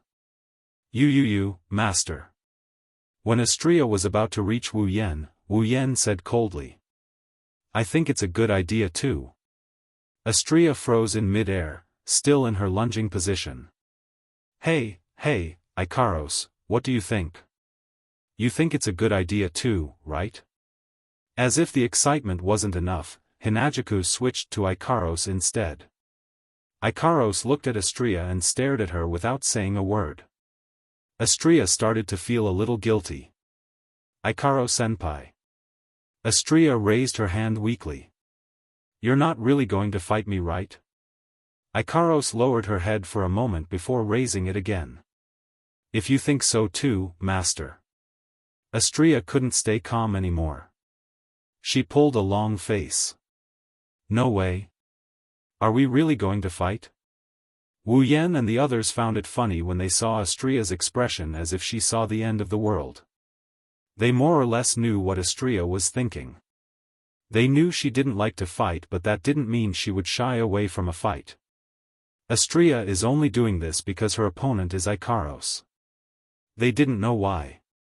Astrea respected and feared Ikaros a lot. She got along well with Ikaros, but when it comes to fighting, Astrea wouldn't play any tricks on Ikaros.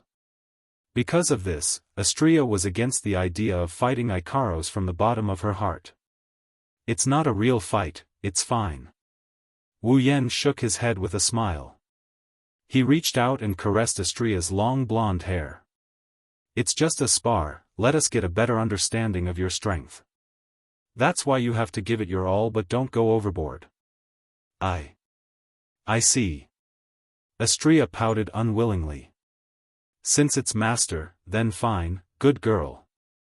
Wu Yen praised with a smile before turning his attention to Ikaros. Ikaros, yes. With a reply, Ikaros's body emitted a blinding light and turned into a shadow. Like a pillar of light descending from the sky, it enveloped Ikaros's entire body. After a series of distortions, it retracted into Ikaros' body like a whirlpool. When all the light was gone, Ikaros, who had entered Pandora mode, appeared in front of everyone. She wore a revealing feathered coat that resembled two wings, white shorts, and two pairs of pink wings. The halo was on top of his head, and two sets of armor were floating around him. Pink starlight was circling around him. What a beautiful scene! Even if it wasn't their first time seeing Ikaros like this, they couldn't help but be amazed. Even Z curled her lips and nodded her head. Although the reaction was very calm, to be able to make a demon sage, who had lived for thousands of years and had seen through everything in the world, do such a thing was already a very high evaluation. Are you ready? Wu Yen waved his hand after glancing at Ikaros and Astrea. Then let's begin. Remember. Don't go overboard. Yes. Master. The two angels who had also activated their Pandora mode answered powerfully. They flapped their wings and flew into the air, facing each other from afar. Since we're already at this stage. Astrea gripped her lightsaber tightly. Then we have no choice but to attack. In contrast to Astrea's serious expression, Ikaros looked calm. She glanced at Astrea and started muttering. Artemisiae, permanent rear-end missile 2, Astrea's pupils shrunk when she heard Ikaros's muttering. She raised her shield and blocked the attack. The next moment, pink light dots as numerous as the stars in the night sky filled the sky. They drew a beautiful arc in the sky and scattered in all directions. They turned into rays of light and rained down on Astria's slender body. Boom! Boom! Boom! Boom! Without any hesitation, Astria's petite body was enveloped by the pink light. After a series of loud explosions, she was engulfed by a cloud of dust. On the ground, Wu Yan and the others were stunned by the dust that covered half the sky. Even though this isn't the first time. Shokuho Misaki slapped her forehead and sighed. But every time I see it, I can't help but sigh. Ikaros's attack range, that's why she's called the Angel of War. Wu Yan stared at the center of the dust cloud. Let's continue watching, the best part is yet to come. The group of girls nodded their heads and looked up into the sky again. None of them felt that the battle had ended. That's because they saw a crystal-like barrier appearing on Astria's shield before she was enveloped by the pink light. As expected, when the dust cloud dissipated, they saw Astria standing there unscathed. There was a barrier on her shield as well. It was this barrier that had protected her. Astria has the strongest spear and shield. Her shield can only block attacks from one direction, but as long as it can block attacks from all directions, no one can break through its defense. At least, no one has been able to do so until now. A hint of seriousness flashed across her delicate face. Her crimson eyes were filled with determination. Astria raised her head from behind the shield. The wings on her back expanded by more than 10 times and turned into a pair of gigantic wings of light. Photon swings, multifaceted photon wings. Safety restriction lifted. Then, Astria disappeared. When she reappeared, she was already in front of Ikaros. Following that, the winged lightsaber in his hand pierced towards Ikaros' body. Aegis 2, Absolute Defense Circle 2, the soft whisper sounded again, but this time, it was no longer a pink stream of light, but a translucent crystal barrier. It's a circular barrier that can defend from all angles. Astria's hand froze when she saw the Aegis 2, Absolute Defense Circle 2, in front of her lightsaber. Since Astria respected and feared Ikaros, how could she not know what kind of power Ikaros possessed? Whether it was the Artemis, Permanent Rear-Homing Missile 2, or the Aegis, Absolute Defense Circle 2, Astria knew better than anyone else what kind of power they possessed. To put it bluntly, Astria might lose if she hits Ikaros. The evolved Aegis 2, Absolute Defense Circle 2, not only has a 360-degree defense without any blind spots, it can also reflect all external attacks with 100% accuracy. Of course, 100% accuracy is a bit of an exaggeration since there are people stronger than Ikaros. For example, Yukari can break Ikaros' Aegis 2, Absolute Defense Circle 2, with a wave of her hand. But Astria isn't one of them. Astria isn't confident her attack won't be reflected by Aegis 2, Absolute Defense Circle 2. That's why Astria couldn't make up her mind. She didn't know if she should continue with her attack. However, this hesitation lasted for less than 0.1 seconds before Astria got rid of it. It doesn't matter if she gets reflected, loses, or gets injured.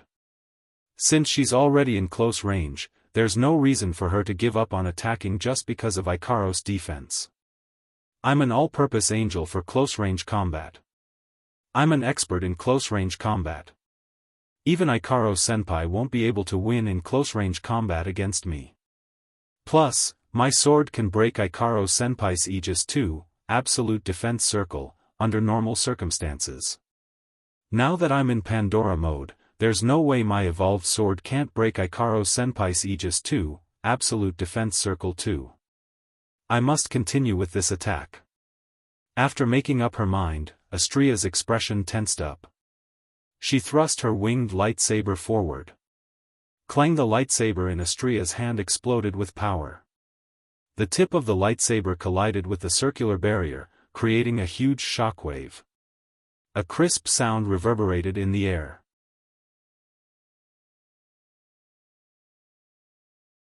Chapter 1044. Clang, the crisp sound of the collision reverberated like a gust of wind, deafening like a sonic boom. As for the source of the sonic boom, it had already been enveloped by a shockwave. Ugh! On the ground, other than Wu Yan, Yukari, Mikoto, Kodori, Toka and the rest who are above Tier 9, the rest of the girls who haven't reached Tier 9 covered their ears with their hands. The deafening sound of the collision was too much for them to bear. If the situation on the ground is already like this, one can only imagine how intense the collision between Ikaros and Astrea was. Bang! Before the group of girls who had yet to reach the 9th step could react, another muffled sound rang out in the air. However, this time, the sound was very low, attracting the attention of everyone present. Then, the scene of Ikaros Aegis 2, Absolute Defense Circle 2, being shattered by the winged blade entered their eyes. Tisk. Astrea didn't look happy when she saw her Aegis 2 being destroyed. The lightsaber in her hand didn't slow down either. It pierced through the shards of Aegis 2 and went straight for Ikaros' forehead. This is Astrea. It's fine if she doesn't fight, but when she does, she's more serious than anyone else. This is also a sign of Astrea's trust in Ikaros. She believes this kind of attack won't be able to do anything to Ikaros. And that's the truth. Ikaros didn't even flinch in the face of Astrea's merciless attacks. Data kept flashing in her eyes. That was Ikaros trying her best to come up with the most suitable method to deal with this situation. When the lightsaber was about to pierce Ikaros' forehead, Ikaros didn't react. Ikaros didn't try to defend against the attack. Instead, he spread his wings and shot out countless pink rays of light towards Astrea. A classic example of exchanging injury for life. As expected of Ikaros-senpai. Astrea bitterly smiled at the sight of this. She retracted the lightsaber in her hand. Her body flashed backwards. Driven by the light wings that were more than 10 meters long, it flashed to the rear at a speed that was completely invisible to the naked eye. At the same time, Astrea flashed away. Aegis 2 appeared around Ikaros once more. The pink light around her didn't slow down and landed on Astrea's previous position. Of course, this amount of pink light also landed on Ikaros, who was just inches away from Ikaros. Trajectory correction. In the next moment, the pink rays that landed on Ikaros Aegis 2 were all reflected back in a low voice. And they were aimed at Astrea's position. Aegis 2's rebounding ability isn't just a simple rebounding ability. Ikaros can adjust the trajectory of the rebounding attack and make it bounce back according to the trajectory she designed. Astrea's expression changed when she saw the pink light coming at her again. She raised her shield to block the attack. Boom boom boom boom boom. Humph. The pink light beams landed on Astrea's shield. She gritted her teeth and charged forward instead of retreating. Boom boom boom boom.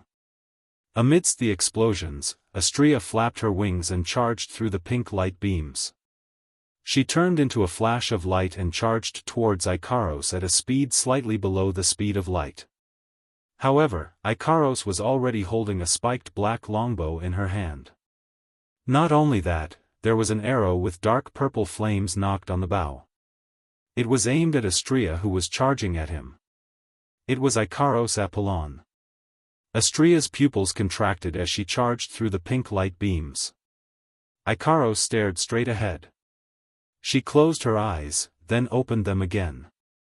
She loosened her grip on the bowstring without hesitation. Whoosh, a low whistling sound broke the air as an arrow covered in purplish-black flames was released from Ikaros' bow.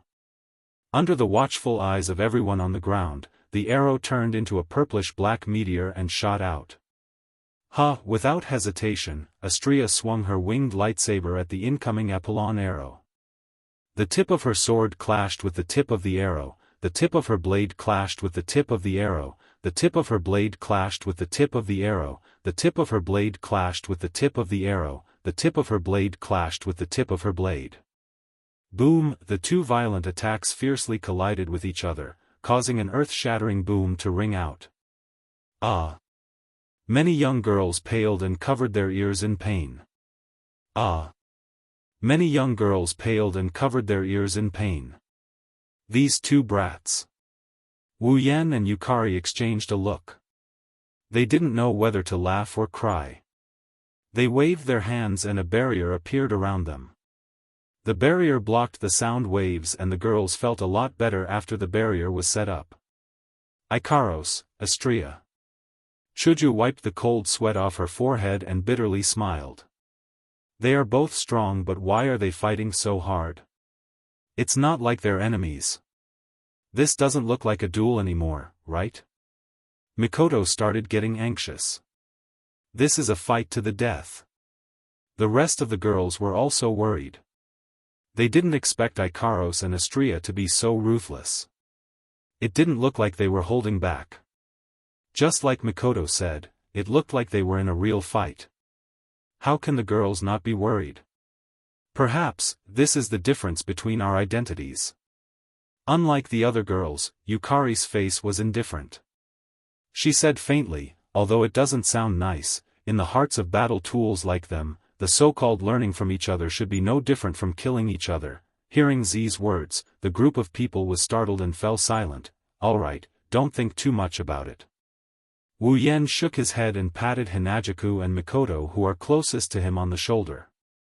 The current Ikaros and Astria are no longer the Ikaros and Astria of the past. I believe they have their own thoughts. With their personalities, even if they treat the sparring as a fight to the death, they would never go for the kill. Besides, Wu Yan glanced at Yukari and smiled. Even if there's an accident, Z is here. There won't be any problems, Ayaya. Yukari shook her head with a chuckle. This isn't an easy job. Yen sure knows how to find things for us to do. Despite her words, everyone could see the disdain in Yukari's eyes. In Yukari's eyes, a duel of this level is no different from a fight between children. Wu Yan and the others were speechless when they realized this. This young girl in front of him is probably even more reckless than Ikaros and Astria, right? In the sky, the sound waves produced by the collision spread out. The surrounding countless flashing pink streams of light exploded one by one under the impact of the sound waves, exploding into nothingness. At the center of the collision, there was a wave of fire. A ray of light shot out and revealed Astria's figure. It seems like even Ikaros Apollon couldn't escape unscathed when faced with Astria's winged lightsaber that can shatter Aegis too. However, Astria isn't completely unscathed. There aren't any obvious injuries on her body, but smoke is rising from her body. She was panting heavily and the hand holding the lightsaber was trembling. Even if Apollon can't win against the lightsaber, it still has the upper hand. This was to be expected. Apollon was Ikaros' strongest weapon other than Uranus. Even though Ikaros and Astria were on par with each other and Astria focused all of her strength on the sword, Ikaros was still superior in terms of destructive power due to her Angel of War.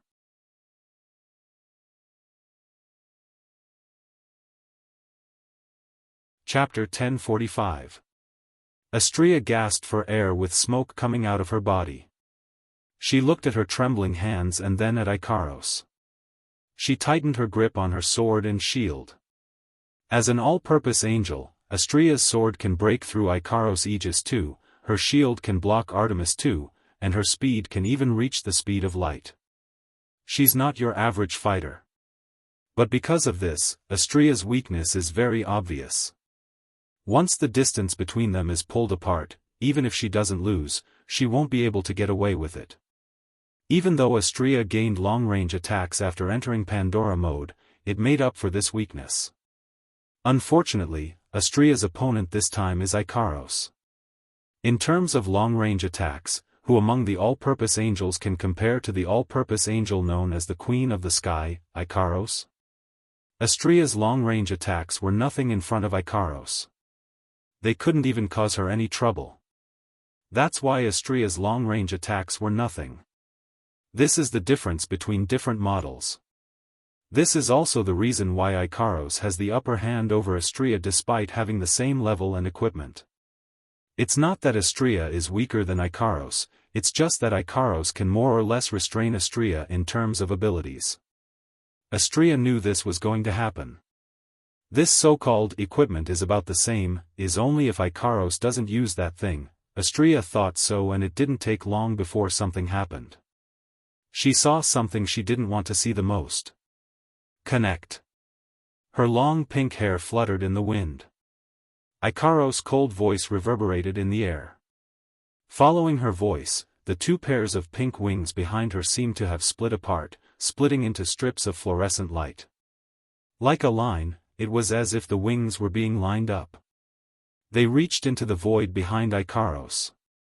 The next moment, a mechanical noise that sounded like it came from the horizon echoed in the air. Almost at the same time, lines of invisible veins appeared behind Ikaros. It looked like a door is opening.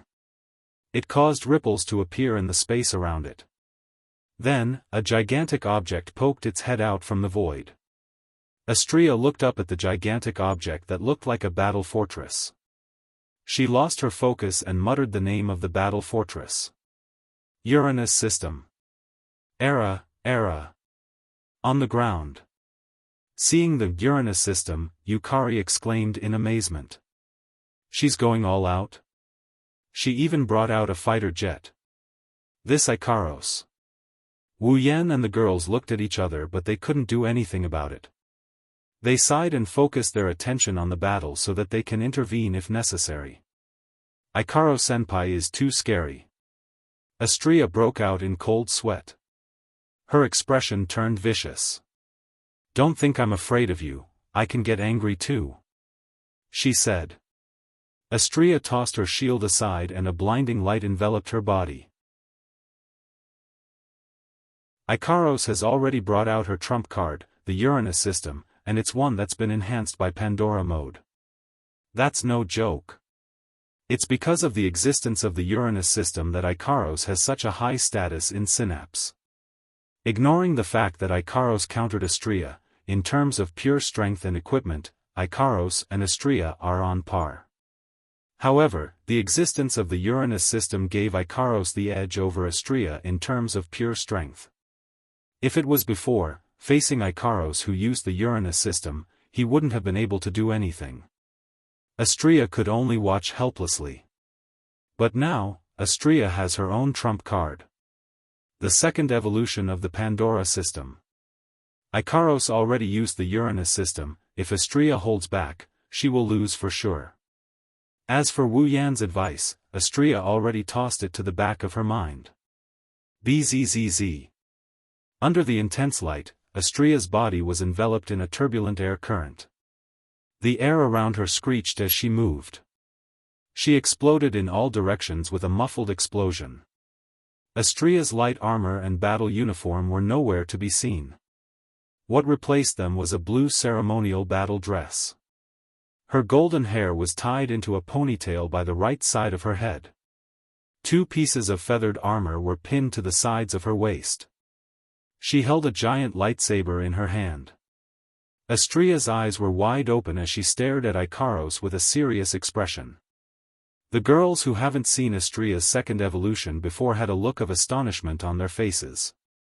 Even Yukari was dumbfounded. Yukari was no exception. There was only one thought in their mind. Is that Astria? No one would answer this question, and no one had the time to answer it, because in the next moment, everyone's attention was captured by the scene in mid-air. Ikaros seemed to have been waiting for Astria to enter Pandora mode for her second evolution. When Astria was done, Ikaros put on a cold expression and spread her arms. 4 arms of the Uranus system extended out from her back and extended towards Ikaros according to her limbs. Immediately after, the top of the 4 arm pillars flashed with condensed light spots. Moreover, the 4 light spots even connected together to form a circle of light. In the next moment, the Uranus system started to flow with electricity like a generator. The electricity condensed into the circle of light, and an extremely terrifying energy wave and aura of destruction spread out from the circle of light. Astrea narrowed her eyes and raised her lightsaber above her head. A stream of light appeared on the blade of the lightsaber. A whirlwind formed around the blade of the lightsaber. Then, an energy wave comparable to Ikaros spread out from the center of the blade. Both of them are going for their strongest attack. Bzzz bzzz. As the two energy waves spread out, ripples appeared in the sky. Streams of air swirled around Ikaros' light and Astrea's lightsaber. The two angels looked like two goddesses fighting for control of the world. It was a beautiful and stunning sight. In fact, the friction between the air currents even produced a few arm-thick fire bundles. SSSS. Another sound of something melting rang out. The flame beam began to swirl together with the airflow. The moment it took shape, it began to rotate at a terrifying speed. The airflow that came into contact with the flame beam was like an iceberg that had fallen into a volcano. It was directly incinerated into smoke. It streaked across the air and spun in midair. Bzzz. The flames and air currents swirled together. Everyone could feel the destructive energy gathering at a crazy rate. On the ground, Wu Yan and Yukari's expression turned serious. They exchanged a look and nodded. At the same time, the sky and earth went silent. Ikaros and Astrea jerked their heads up. As if responding to their actions, the light circle in front of Ikaros vibrated. A gigantic lightsaber as large as a heavenly pillar shot out from the light circle. It carried with it a terrifying destructive energy. Everywhere it passed, space crackled as if it couldn't withstand the pressure. It shot towards Astrea like a pillar of fire. Astrea shouted as she faced the incoming beam of light. The giant lightsaber expanded to its maximum size and slashed down on the beam of light. In an instant, the beam of light and the sword of light collided with each other. Kaboom! The violent roar was like a meteor falling from the sky, and the impact of the sound wave exploded. Mountains cracked and trees collapsed. It was like the end of the world.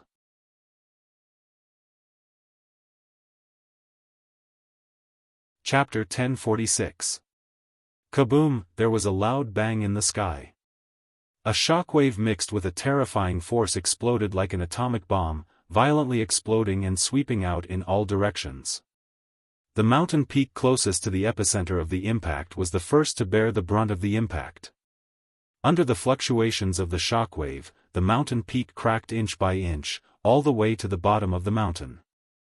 The cracks even spread along the ground.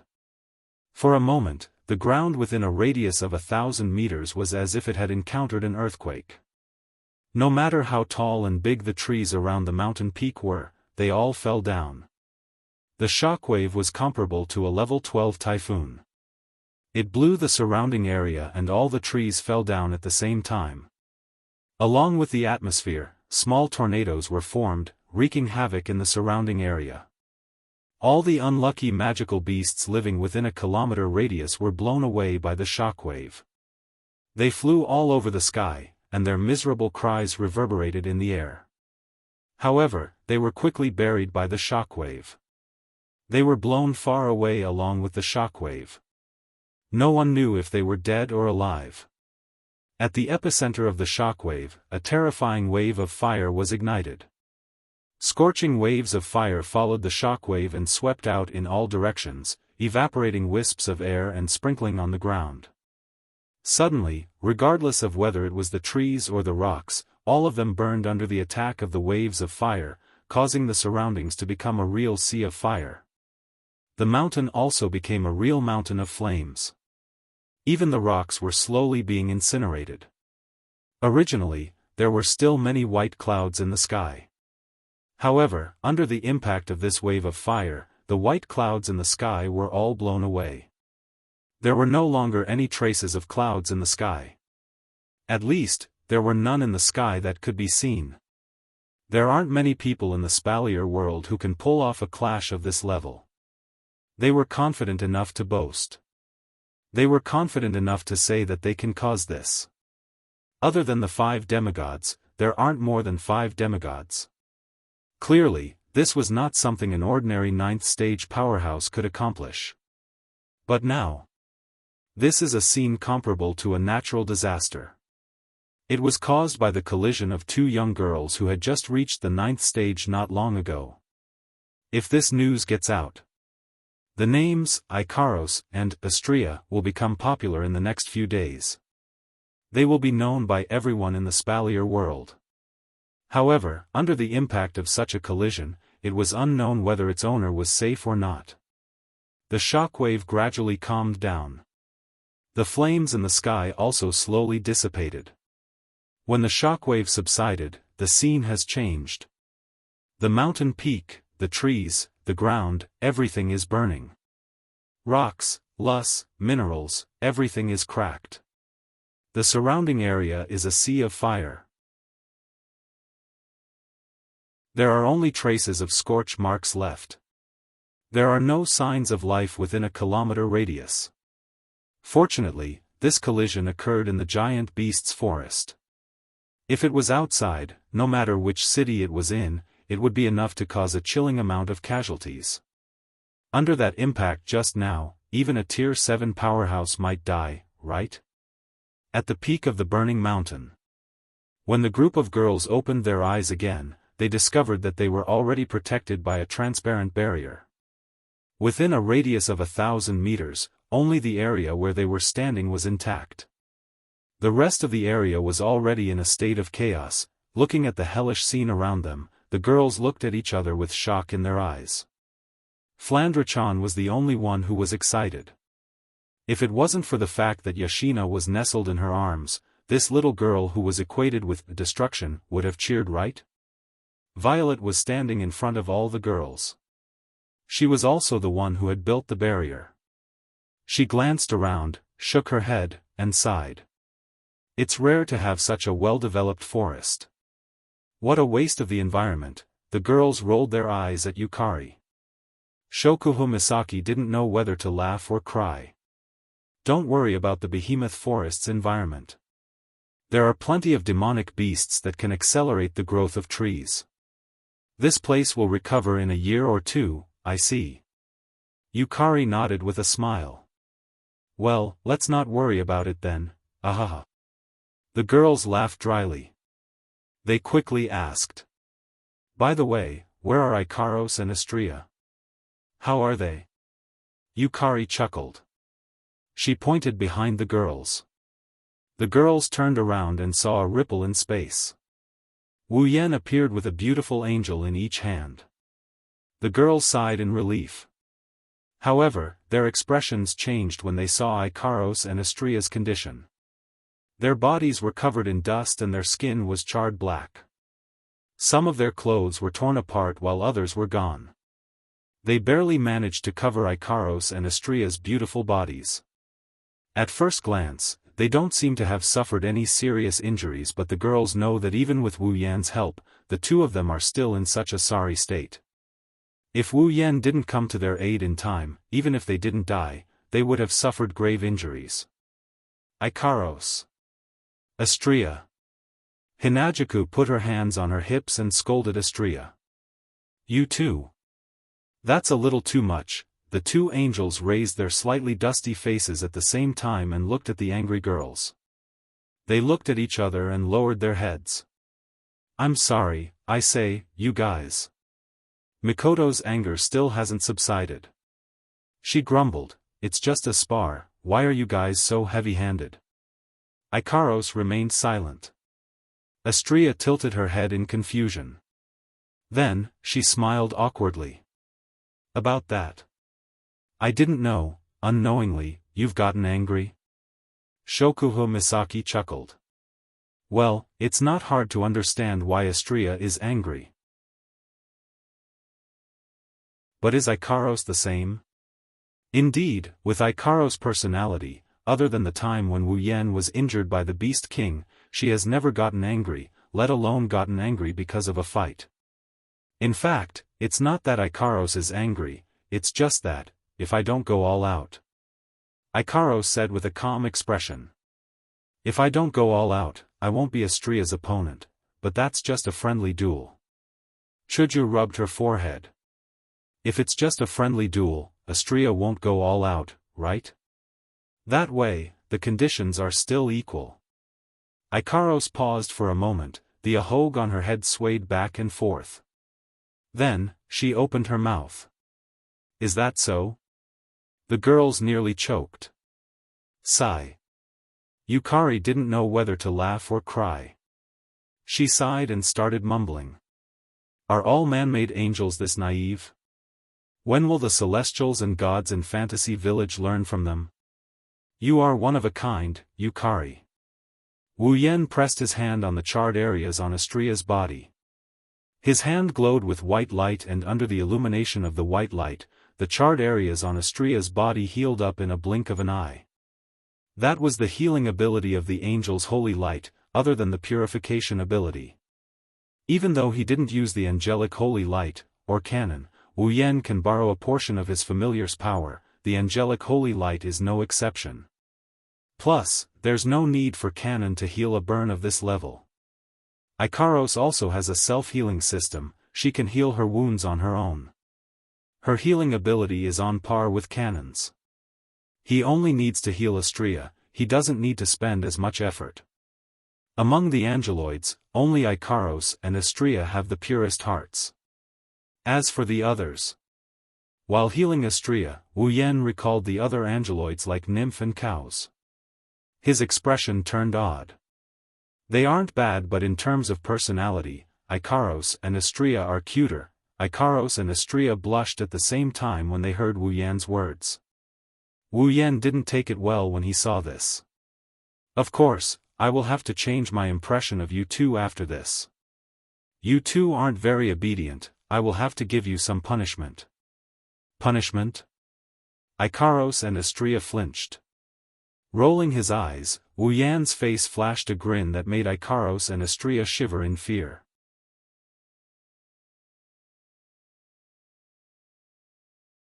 Chapter 1047. It's nighttime, the moonlight tonight is warm and gentle, there were no stars in the sky, but they were like silver gauze as usual, sprinkling down from the sky. They brought with them a hint of coolness, but there was no coldness. They followed their owner's movements in the sky, illuminating the earth to their heart's content, dragging out the shadows of all living things in the night. Even though the air is cold, the bonfires that are set up at regular intervals are still burning, driving away most of the coldness in the camp. The patrolling guards feel very comfortable tonight. These low-level soldiers don't know that the atmosphere in the campsite is the exact opposite of what they are feeling right now.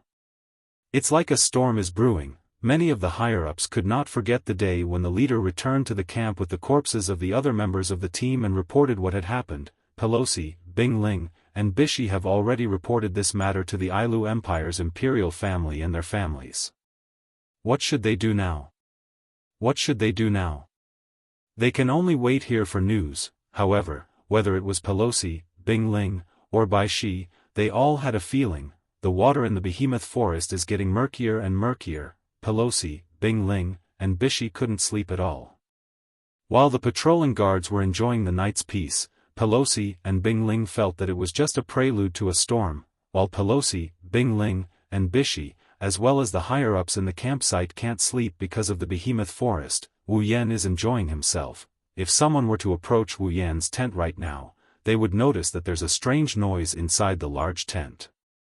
There are some strange noises, rapid panting, sensual moans that would make one's heart beat faster, and sounds of objects colliding with each other at an extremely fast speed. There's even the sound of water splashing. It's all mixed together, echoing faintly inside Wu Yan's tent. However, as long as they were within 5 meters of the tent, they would be able to hear these sounds. Of course, if someone really came within 5 meters of the tent, then the noises in the tent would stop, and not a single sound would come out. However, the person who caused the noises to stop will receive the cruel revenge of a certain wolf the next day. Amidst the faintly discernible noises, several naked figures were entangled together in an extremely intense hand-to-hand combat. If one were to listen carefully, one would be able to tell that the hurried panting sound came from a male figure, while the blushing and heartbeat moaning sound came from two other slender figures. As time passed, the hand-to-hand combat became more and more intense. The result was that the two moans became more and more pleasing to the ear, more and more resounding, and their breathing became more and more rapid. Finally, the sound of begging for mercy started echoing in the campsite. Unfortunately, the guy who was fighting with the owner of the moans became more and more excited. Not only did he not pay attention to the owner of the moans, he became more and more conceited. His movements became more and more intense, increasing the intensity of the hand-to-hand combat. As a result, the owners of the two moans were scared out of their wits. After a long panting, they surrendered, inside the tent. The three figures tensed up their bodies at the same time. Only after a long time did they relax at a speed visible to the naked eye. They lay down on the sheets, unable to get up again. Phew. Hugging two extremely elastic bodies, Wu Yan let out a long breath. His face was refreshed. The only thing missing was the word refreshed on his face. On the other hand, the two girls lying in his arms were flushed red. They kept panting as if all the energy in their body was sucked out of them. Their eyes were filled with pleasure and exhaustion. Even the wings on their back were trembling. It seems like they still haven't recovered from the lingering effects of the lovemaking.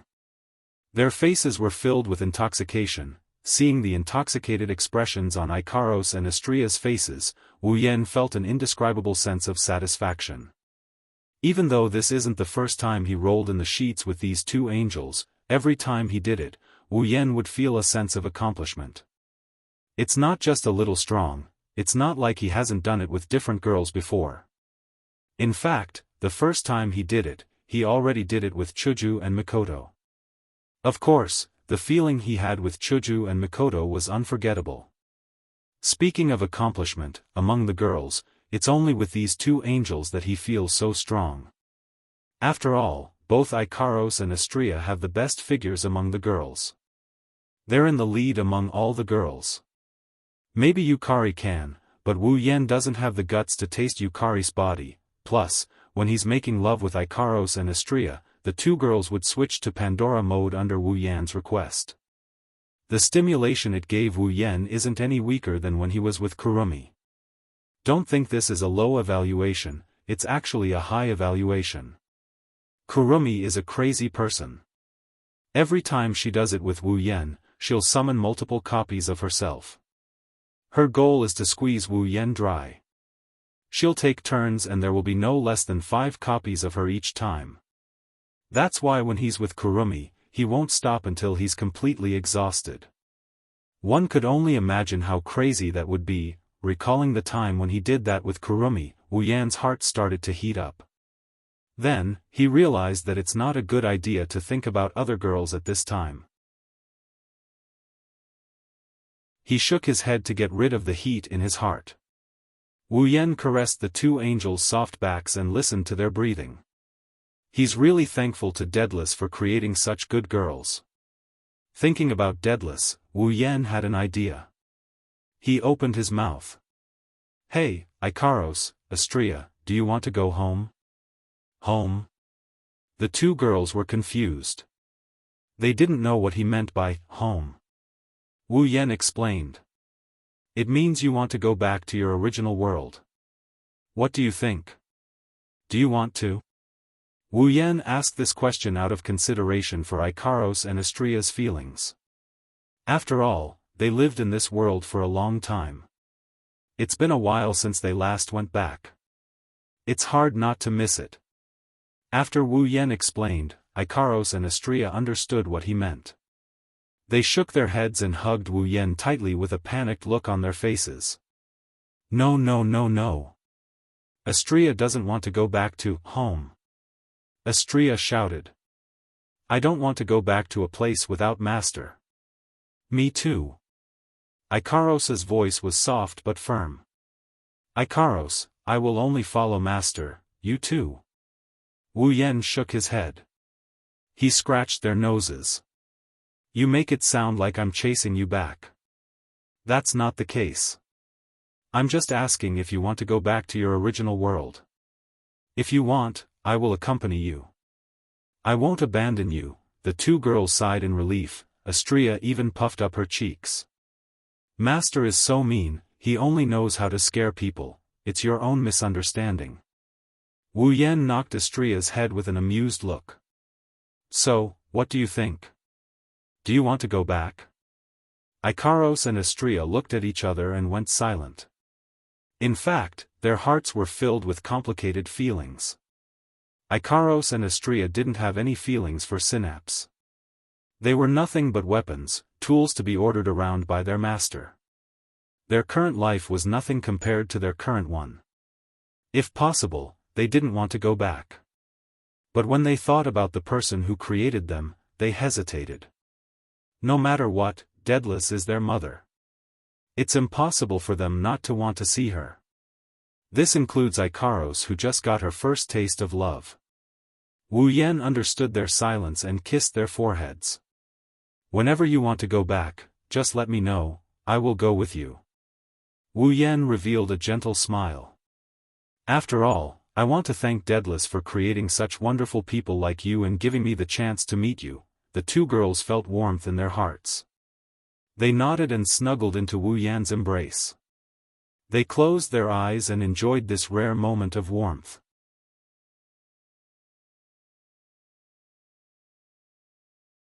Chapter 1048. Morning, Master. Ikaros placed a cup of black tea in front of Wu Yan and quietly retreated behind him. This scene was very common during normal times. After all, Ikaros was the type of person who only knew how to contribute silently. But today, Ikaros is acting a little different. Because other than silently sacrificing herself, Ikaros's cheeks are flushed red as well. Ikaros fared better than the rest. Astrea, who stood beside Ikaros, looked even worse. She kept lowering her head and her body was wriggling unnaturally. She looked like she didn't want anyone to see her. She was one step away from running away from the scene. They couldn't be blamed for this. It was believed that if it was anyone else at the scene, they would have the same reaction when faced with the gazes of a group of young ladies. Wu Yan is the only one who picked up the tea in front of him and tasted it carefully. His calm demeanor made the girls even more enraged. Then, Chuju closed her eyes and crossed her arms in front of her chest. She spoke to Wu Yan with a suppressed voice. Don't you think you should explain what's going on? What's going on? Situation? Wu Yan blinked as if he didn't understand what she meant. What's going on? Isn't this the same as usual? Yes, indeed, they look the same as usual. Mikoto took a deep breath, she pointed at Ikaros and Astrea and yelled out. But what's up with those clothes? Glancing at Ikaros and Astrea, the other girls also looked at Wu Yan with dissatisfied gazes. It's obvious that they want Wu Yan to explain himself. Not for anything else but because. Today, both Ikaros and Astrea are wearing maid outfits. The kind with a low cut and miniskirt. You really do have this kind of hobby, huh? Kinohata Sai sighed with a sorrowful voice, as if she was in the same situation. Not only her, even Frenda and Takitsubu Riku had a look of defeat on their faces. Thinking back to the past. Didn't Wu Yan abduct the three of them back home to be his maids? Hobby? Hinajuku and Mikoto seemed to have recalled the time when Kinohata Sai and the other two were working as maids in Academy City. Their faces darkened as they looked at Wu Yan with an unfriendly expression. Ah la la la. Kurumi's eyes curved into crescents as she tapped her lips pitifully. Should I go and change into a maid's outfit as well? Yes, ma. Shokuho Misaki beamed at Wu Yan. Yen-chan. If you really have such a hobby, you can tell us and we can satisfy you. What are you talking about? Wu Yan turned his head away awkwardly to hide his hesitation. It's not a hobby, it's just a punishment for not knowing the severity of your actions. Punishment? Kotori pursed her brows and looked at Wu Yan with a half-smile. Didn't you already punish them last night? Kotori's words echoed in the room. The air in the tent instantly froze. Ahahaha. Wu Yan laughed when he saw the unfriendly looks on the girls' faces. Well, it's just to deepen their impression. This way, they will think twice before acting the next time, right? Hee hee. Mikoto chuckled coldly. I think this is just a hobby of yours, right? Mikoto-chan. For a split second, Wu Yan's expression froze before he turned to Mikoto with a wide grin. Do you want to be punished as well? Looking at Wu Yan's deadpan grin, Mikoto started feeling a bit guilty. Is he really going to punish me? The more she thought about it, the more guilty she felt. Mikoto knows Wu Yan very well, so she didn't think that he wouldn't dare to do such a thing.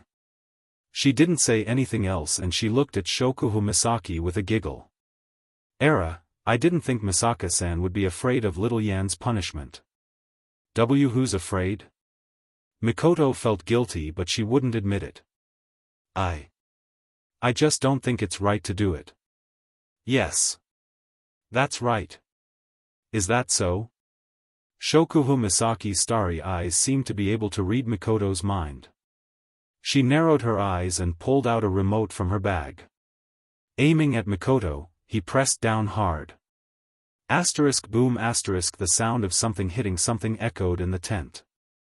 Mikoto looked like she was hit by something. She held her head and cried out in pain. At the same time, lightning flashed around Mikoto's body. Ayaya, if only my ability worked on Misaka-san, then I would know what you're thinking. Shokuhu Misaki put away the remote and sighed. It's still as troublesome as ever.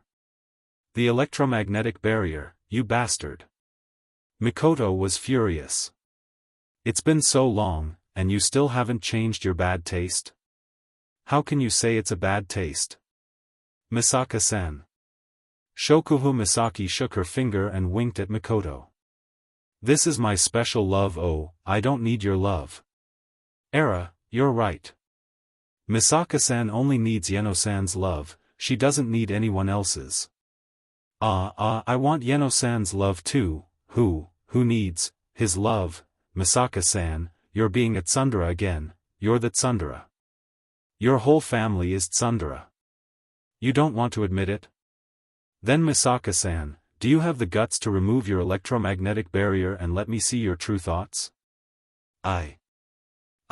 Looks like you don't have the guts, don't repeat yourself. I won't let that annoying ability of yours work on me.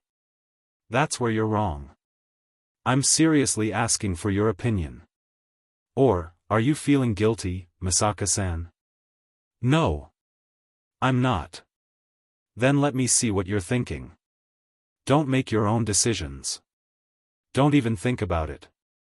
So you're feeling guilty then? Am I right? Are you trying to pick a fight with me? Whoa. Misaka-san is so scary. Mikoto screamed and Shokuhu Misaki threw herself into Wu Yan's arms with tears streaming down her cheeks. Yen-san, if Misaka-san wants to teach me a lesson, you have to protect me, you bastard. Mikoto's body trembled again and again. She resisted the urge to explode and sat down with a face full of anger.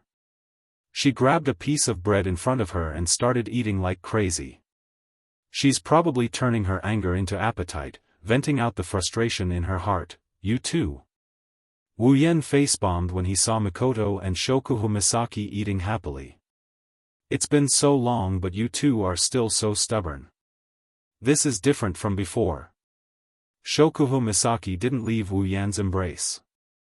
She looked at him and she grinned from ear to ear. Before, we were fighting for status, now we're fighting for attention. I don't see how you're fighting for attention.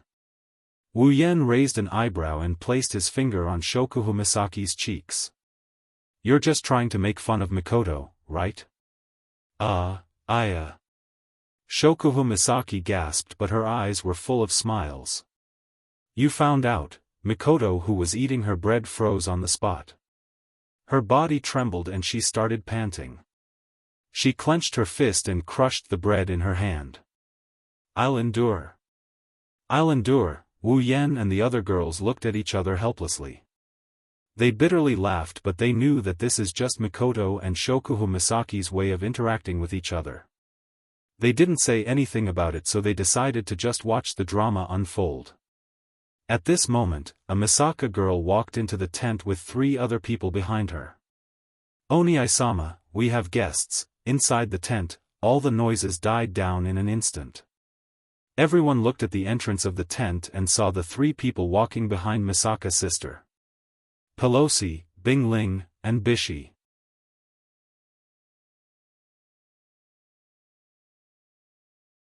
Chapter 1049. Seeing Pelosi, Bingling, and Bishi's arrival, the group of girls didn't seem surprised at all. They all looked at them and stopped joking around. In a situation where it's just his own people, he can do whatever he wants.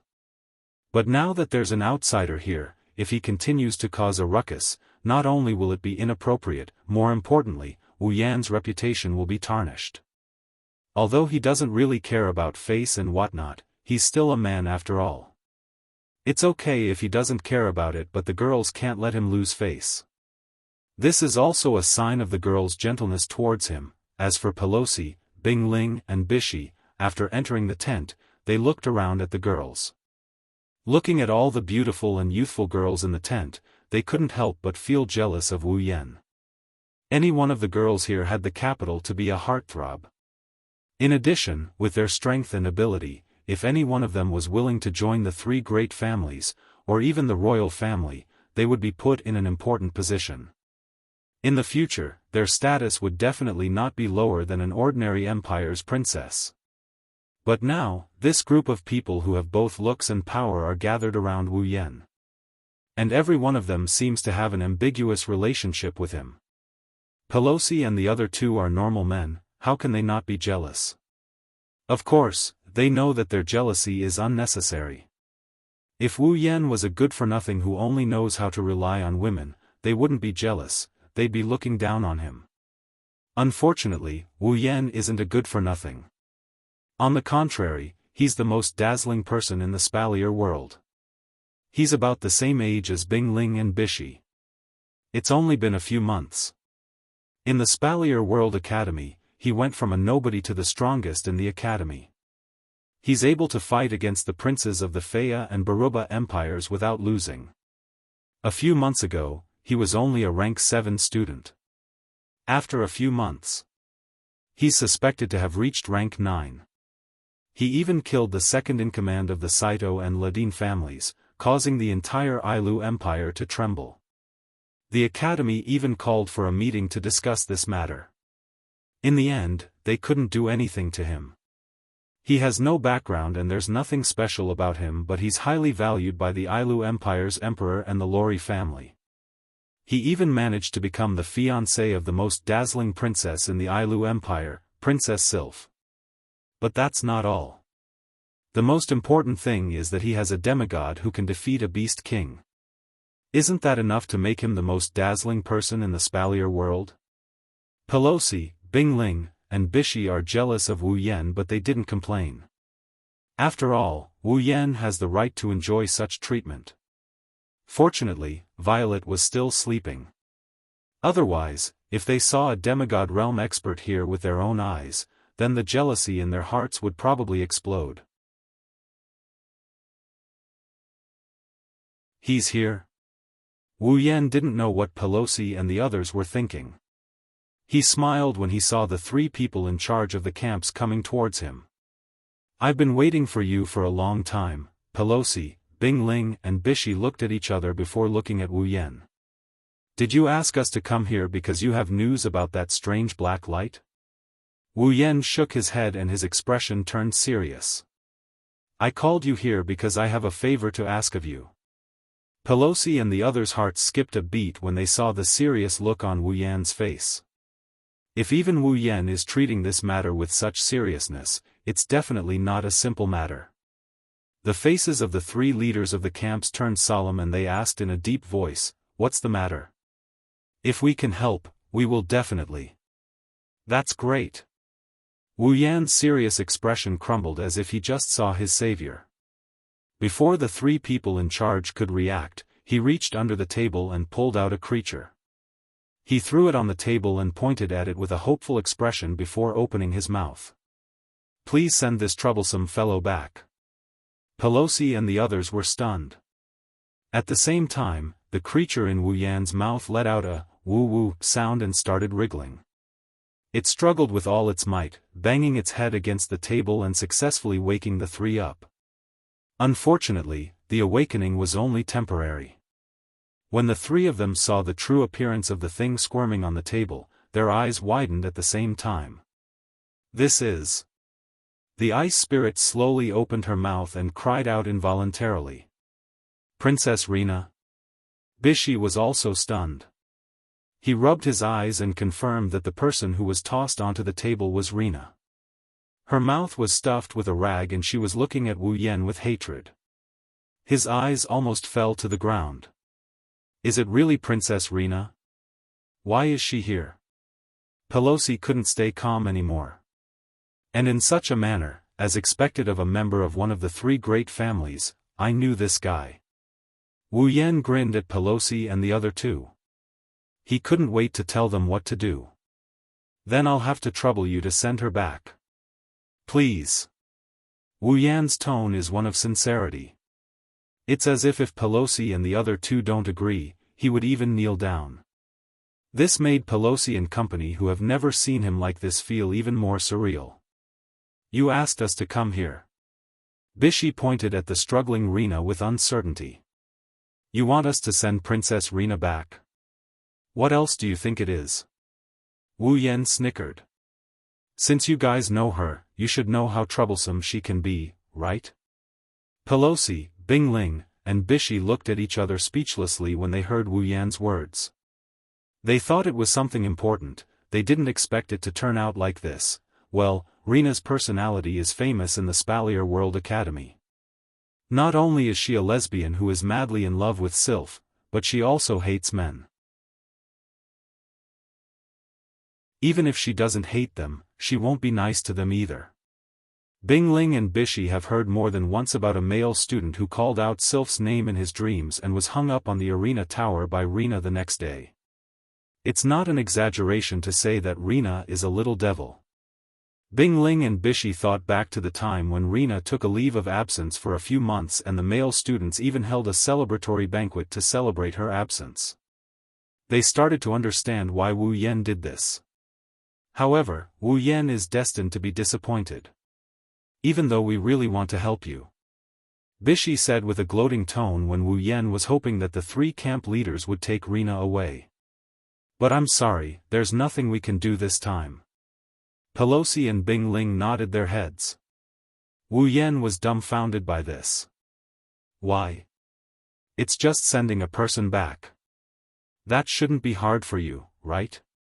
Wu Yan raised his voice. Are you worried that something will happen to this camp? Don't worry, I will protect this camp while you're away. I'll make sure it'll be fine when you return. You're thinking too much. Pelosi laughed at Wu Yan. It's not because we can't help you, it's because we can't help. Wu Yan didn't understand. Seeing this, Pelosi said directly, even you can't control Princess Rina. Do you think we can make her listen to us and leave with us? What's so hard about that? Wu Yan's forehead dripped with sweat. An ugly smile appeared on his face. Look, isn't she very obedient right now?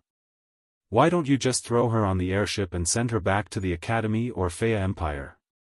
We're not as brave as you are. The three laughed bitterly. She is a princess. If we treat her like this, not only will the Emperor of the Faya Empire do something to us, the Patriarch will definitely kick us out first.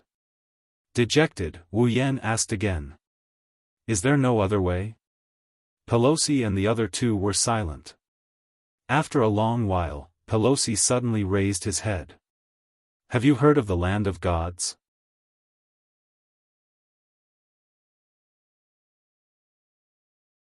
Chapter 1050. Land of Gods? Other than Pelosi, Bingling, and Bishi, everyone else in the tent was stunned. Wu Yan exchanged glances with the girls. He could see the doubt and seriousness in their eyes. Even Reina, who was causing a ruckus on the table, quieted down. For a moment, the tent was silent, only the faint sound of breathing could be heard. Not for anything else, it was because of that word. Gods.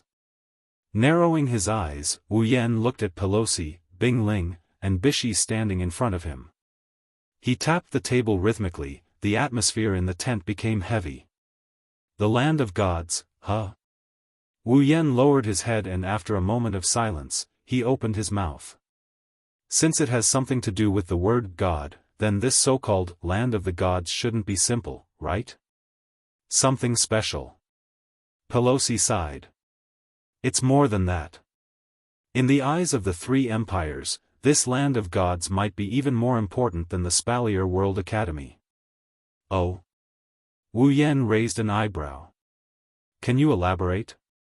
Pelosi lowered his head for a moment before raising it again.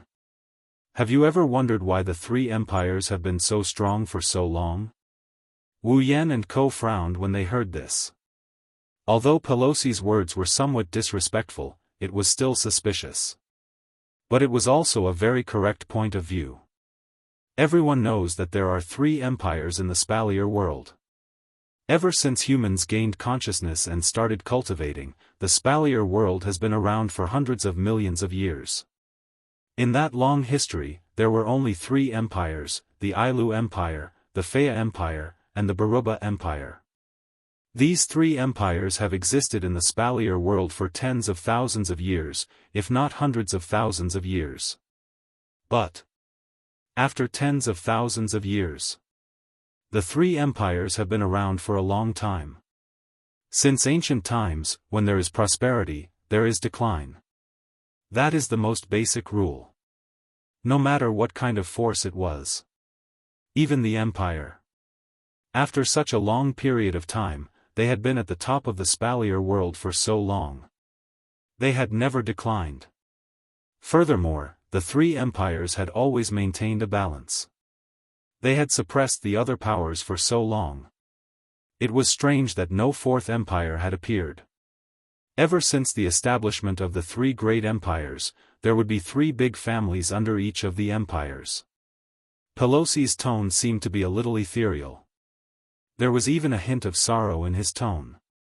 However, the three major clans aren't fixed. In the long history of the empire, the three major clans have been constantly changing.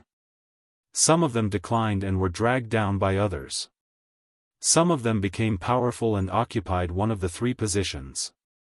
Although the frequency of change isn't very frequent, it's definitely uncountable. That's right, the three major clans aren't fixed. In such a long history, the three major clans have been constantly changing. But Pelosi took a deep breath. No force can avoid a decline, but the three empires have not. For a long time, they have been at the top of the world. The fundamental reason is because of the Land of Gods. With Pelosi's explanation, Wu Yan and the others gradually understood what the Land of Gods was. To put it bluntly, the Land of Gods was just a trick between the three gods who established the three great empires. Even Pelosi understood the logic of prosperity and decline. How could the three gods who aspired to be at the top of the world not understand? In order to prevent the empires that they worked so hard to establish from being destroyed in the future, it was necessary to provide some protection for the empires. But what should they do to ensure that the empires would not decline and not be destroyed? In the real world, it should be very difficult to prevent an empire from declining. It was not an exaggeration to say that it was impossible. However, in the Spalier world where the strong were respected, it became a possibility. Because as long as the power of the royal family was able to suppress the other powers, no matter how big the storm, it would not be able to blow away the status of the empire. But this is no doubt a whimsical thing to do. The reason why a force would decline is because there is a lack of manpower within the force. The later generations can no longer keep up with the need to maintain the strength of the force. They do not have enough ability to maintain the position of the force and develop the force. Therefore, the strength of the force will continue to decline until it is lost. Since there are geniuses in this world, then there must be trash as well. No force can guarantee that there will be no trash in their force, and no force can guarantee that there will always be geniuses in their force. Once there are no more geniuses, then there will be more trash. Naturally, the force will decline. It is the same for empires. That is why it is said to be a whimsical thing to do. Fortunately, the ones who established the three great empires were the gods. In order to ensure that the imperial family could maintain their power as the strongest faction in the world, the three divine beings traveled all over the world of Silveria and collected all the treasures, items that could improve one's aptitude and strength. They were left for their descendants to use to ensure that the imperial family could last for a long time. Thus, the land of gods was born. Every once in a while, the younger generation and even the older generation of the royal family of the three great empires would go to the land of gods in search of opportunities to improve themselves. This is also why the top few in the Spalier World Academy rankings are always members of the royal family. This was also the reason why, after so many years, behind the three great empires, there would definitely be a demigod expert as the guardian god. This is why Pelosi said that the land of gods is more important than the Spalier World Academy to the three great empires. I think the reason Princess Rena asked for leave is to go to the land of gods, right? Pelosi glanced at Rena, who was on the table. There are two conditions to enter the place of god spirits. One is that you must be a member of one of the three royal families. The other is that you must be at least at the 6th level. Before she applied for leave, Princess Rena was still at the peak of the 5th level. However, the place of god spirits will open again soon. In order to let Princess Rena enter the place of god spirits, the Fea Emperor must have prepared some treasure for her to use. That's why she applied for leave. Hearing this, everyone turned their heads to look at Rena. Rena immediately snorted and turned her head away. It seemed that Pelosi was right. Wu Yan shook his head with a chuckle. Then, he was puzzled. I didn't expect there to be such a secret in the Spalier world. Why are you bringing this up? Don't you want Princess Rena to go back? Pelosi didn't mince his words. The land of gods will open soon. The three great empires should be there already. It's useless even if you send Princess Rena back to the Fea Empire. You might as well bring her with you. What? Wu Yan was shocked. You want me to bring this girl with me to the land of gods? Going to the land of gods is very important to every member of the imperial family. Pelosi sighed. Do you want to delay Princess Rena's future? Hey, don't make it sound like I'm doing something I shouldn't do. Wu Yan's mouth twitched. If it's that important, then let her go. She wouldn't give up on going to the land of gods just to get back at me, would she? Pelosi, Bing Ling, and Bishi had strange expressions on their faces. Seeing this, Wu Yan had a bad feeling about this. What? What do you mean by this? The three looked at Wu Yan with pity. Pelosi didn't know whether to laugh or cry. It seems like you don't know how much Princess Rena loves Princess Sylph. Why don't you try letting her go and see if she'll leave obediently? You're trying to say. Wu Yan put on a fake smile. She might even give up on going to the land of gods just to get back at me? Based on my understanding of Princess Rena, I'm afraid, speechless, he asked the heavens, only members of the imperial family can go to the land of gods. Since you're Princess Sylph's fiancé, you're considered a member of the imperial family. I suggest you go. Who knows, maybe you'll find something. Pelosi, Bing Ling, and Bishi left after saying that. Wu Yan and the others were left speechless as they watched Rena struggle to get up.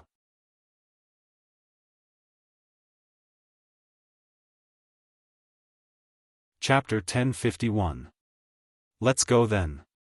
Yukari, who woke up and came to the tent, listened to Wu Yan and Ko's explanation of what happened.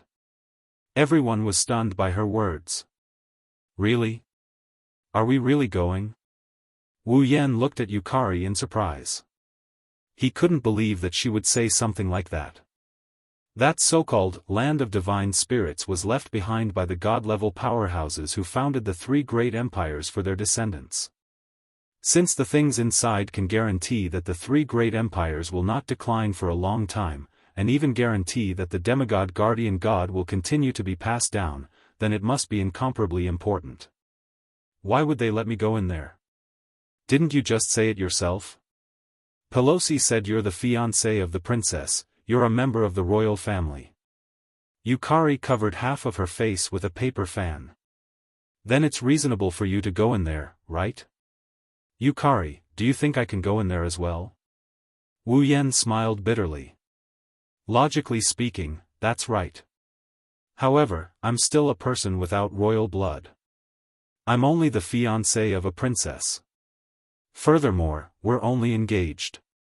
We haven't even gotten married yet. Do you think that the people of the three empires would allow a person without royal blood and the fiancé of a princess to enter such an important place? You're right. Shokuho Misaki, who had been standing behind Wu Yan, said thoughtfully. There are three god-level experts resources in the land of gods for their descendants. Even if other things can be used continuously, there is a limited amount of consumables like heavenly and earthly treasures that can be consumed. The empire's people shouldn't let a princess's fiancé use those precious things, right? Maybe that's true. Yukari shook her head. But Xiao Yan doesn't really want to go to that god-spiritual land. He just wants to send that little girl back. The people of the empire wouldn't refuse to give him a princess, right? Everyone was stunned for a moment before realization dawned on them. You're right. Shokuho Misaki said in a self-deprecating manner. It's not like he wants to go into the divine lands. Why would he want to go in there? Is this what they mean by being too smart for your own good? Kotori sighed. Even I have a habit of thinking about how to enter the divine lands. I didn't think that brother didn't want to go to the divine lands at all. The girls nodded in agreement, making Yukari laugh. Wu Yan is the only one who still has a bitter expression on his face as he sighed helplessly. That's what I thought, but... He flipped his hand and a scroll appeared in his hand. The girls saw the scroll in front of them. But... Because of this, I have no choice but to make a trip to the land of God. Why? Yukari looked at the scroll. What is this? Wu Yan didn't answer. Instead, he opened up the scroll in his hand. The contents of the scroll were exposed to the air and the girls could see it clearly. This is... Hinajuku and Mikoto leaned their heads closer to the scroll. They looked at each other in surprise. A map? NN. Wu Yan nodded and he placed the map on the table. Lana, who was struggling on the table, crawled over. She glanced at the map and she lost interest in it. Obviously. Rina recognized the map. Shokuho Misaki, who saw Rina's reaction, smiled and said, "This map, it should be the map of the Holy Land, right?" "That's right." Wu Yan nodded. "This is the map Pelosi left for me before he left." Wu Yan pointed at a red dot on the map. "This is the Divine Lands." Hearing this, all the girls moved their heads to the top of the map. They looked at the map. And? Yukari glanced at the map and looked at Wu Yan. "Why do you have to go to the Divine Lands because of this map?" The girls looked at Wu Yan in confusion. They didn't believe that Wu Yan wanted to go because of the treasures in the Divine Lands. Although the treasures in the land of God spirits could ensure that the three empires would not decline for tens of thousands of years, they relied on battles to increase their strength. As long as there were battles, they would be able to fight. As long as they get enough experience points, they can become stronger. Treasures can't compare to that. Secondly, no matter how good the treasures in the Divine Lands are, they can't compare to the treasures in the divine lands. Can they be better than the system's items? Obviously, it was impossible. If Wu Yan said he wanted to exchange the treasures for points, the girls would have believed him. But looking at Wu Yan, it's clear that he's not going to the domain of gods for this reason. Looking at the confused looks on the girls' faces, Wu Yan rubbed his forehead in frustration. You didn't forget, right? I learned about it from Ailu's projection in the Ailu Empire's treasury. The girls furrowed their brows. Yukari narrowed her eyes and she asked Wu Yan. Little Yen, you mentioned that a projection of a god told you that Silveria is going to face a great calamity in the future, am I right? Yes. Yes. Wu Yan said with a complicated tone. The god gave me the ring of power and a map. He told me that if there is a catastrophe in the Spalier world, I can take the ring of power with me and search for the key to unlock it. Ring of power? Map? Key? A few of the smarter girls, Yukari, Chuju, Mikoto, Shokuhu Misaki, Kotori, and Kurumi seemed to have guessed something. Their expressions changed. Wu Yan smiled helplessly at the girls' reaction. Seems like you girls have guessed it. Turning around, he looked at the map on the table and he enunciated his words clearly into the girls' ears. The map that God Ailu gave me is exactly the same as this map of the land of gods. In other words, inhaling a breath of cold air, he glanced at the girls whose expressions changed. Finally, he shifted his gaze to Yukari, who narrowed her eyes. Wu Yan opened his mouth in a low voice. The key to the ring of power that Ailu mentioned should be in the land of gods. Wu Yan's speech silenced the crowd. Lana was the only one who kept whimpering. Her eyes were filled with shock. What did she just hear? Ailu? God? Ring of power? Catastrophe? What's going on? Lana couldn't ignore what Wu Yan told her. Her body was tied up and her mouth was gagged. She could only shout as loudly as she could to get help from the others. Unfortunately, the others were too absorbed in Wu Yan's words to forget about Lana.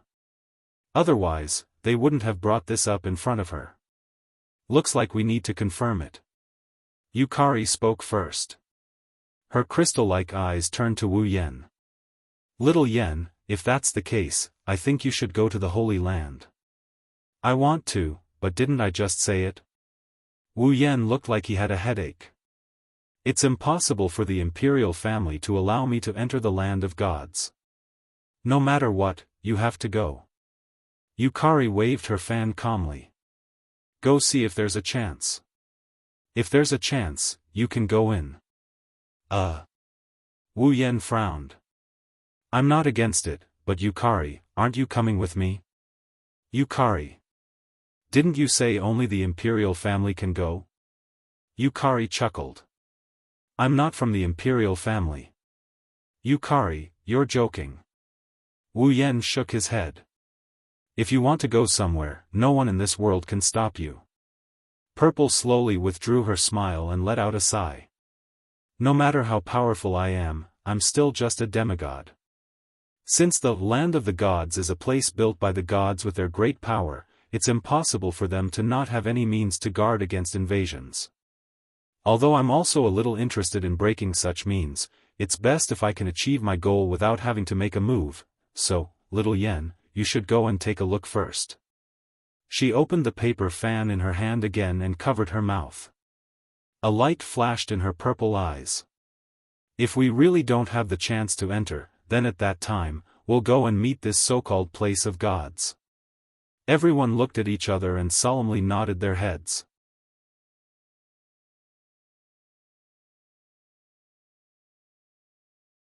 Chapter 1052.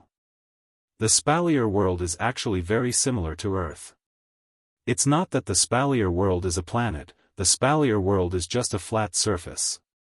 However, the surface area of this plane was more than 10 times larger than the surface area of the Earth. Moreover, the topography was completely incomparable.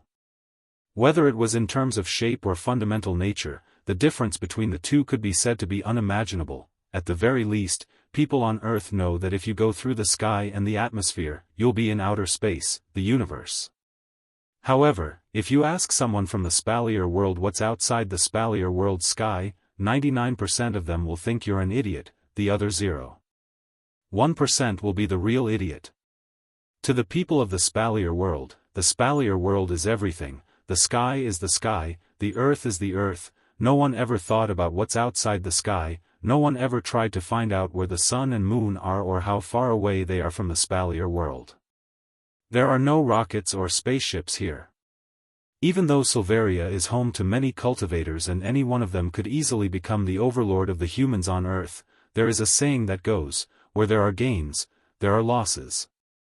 Without technology, Silveria is, in some ways, a backward world. If that's the case, why do people say that the spalier world is similar to Earth? The reason is that the spalier world is just like Earth, it's made up of land and ocean. However, the composition of the spalier world's land and ocean is very simple. If you think of the spalier world as a flat surface, then the spalier world's continent is at the center, it's about 40% of the world's surface area, the other 60% is all ocean. A flat surface ocean. As for the land of gods, it was located right above this ocean. In the sky above the boundless ocean, on the similarly boundless horizon, an airship that was far different from the airship, but gave off an even more awe-inspiring feeling than the airship, tore through the air with a series of deafening sounds. Piercing through the atmosphere, it went against the strong wind pressure and whizzed past. That's Fraxinus.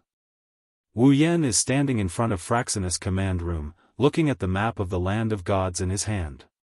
He's also looking at the projection of the endless ocean on the screen. His heart is pounding.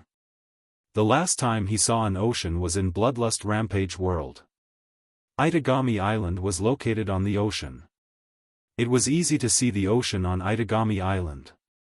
Even though the ocean in front of him was no different from the ocean in the Blood Frenzy world and the ocean in other dungeon worlds, it gave him a strange sense of novelty. Wu Yan's heart surged with the thought. Maybe it's because Wu Yan knows that somewhere in front of Fraxinus, there's a place created by the gods. Even though gods aren't omnipotent in the minds of humans, they're not omnipotent. Being able to create a world and create human beings, the gods here were only at the pinnacle of power. However, it was precisely because of this that they didn't feel illusory and made people feel more reverence for the word gods. Wu Yan. He's no exception. Of course, respect is respect. If there's a real god standing in front of Wu Yan won't be afraid. After all, it's just a cultivation realm. However, Wu Yan is still curious about the place created by gods. Beep beep beep. While Wu Yan's heart was racing, a beeping sound came from the command center. Wu Yan's high-spirited expression crumbled. He was speechless. He turned around and looked at Kodari's seat on the commander's platform. He saw a curious girl pressing the buttons on the commander's platform like a child who found a new toy. Her eyes were filled with excitement as she listened to the sound effects of the buttons. Wu Yan felt even more helpless when he saw this. I say, little princess, can't you stop for a moment? It's been a few days since we set off from the Ailu Empire's giant beast forest camp. You've been pressing here and there every day, aren't you tired of it? But didn't you say these are the equipment to control the airship? Reina continued to press on the button with great interest. This princess has never controlled an airship before, let alone such a cool one. I have to give it a try. I told you, I'm the only one who can control this airship. Wu Yan pursed his lips. Without my permission, you won't be able to control this airship even if you press the buttons until your hands go numb. Hurry up and give me your permission then. Lana said in a matter-of-fact manner. Wu Yan was infuriated. Even if I give you permission, do you know how to control it? Wu Yan looked at Lana with disdain. You don't know anything. If I let you control it, Fraxinus would have fallen a long time ago. You dare look down on this princess? Lana furrowed her brows and glared at Wu Yan with a look that says, I am very angry. Wu Yan responded with a look of disdain. Yes, I did. What are you going to do about it? You. Lana raised her hand angrily. A small whirlwind appeared in her hand. Looks like words won't hurt anyone. This little brat is going to use force. It's a pity that this ambition of his crumbled when he saw Wu Yan taking out a rope with a mocking expression. He could only snort to express his anger. Why do I have to go to the domain of gods with a bastard like you? Lana sighed sadly. How nice would it be if Big Sister Yukari and Big Sister Ikaros came too? Don't even think about it. They're not royalty. They'll only cause trouble if they come. Wu Yan snapped. Sylph should be in the domain of gods too, right? Why are you going to the farthest? That's right. Rina's eyes lit up, and she beamed. Big Sister Sylph is in the domain of gods too. Wow. Lana will be able to meet Big Sister Sylph soon. What kind of happiness is this? Wu Yan rolled his eyes when he saw Lana acting like she's drunk. He ignored this Yuri girl and continued to observe the sea. The moment Wu Yan turned away, Lana's expression changed. She opened her mouth as if she wanted to say something but she didn't know where to start. In the end, Lana opened her mouth. Hey, the catastrophe you mentioned last time, what's going on?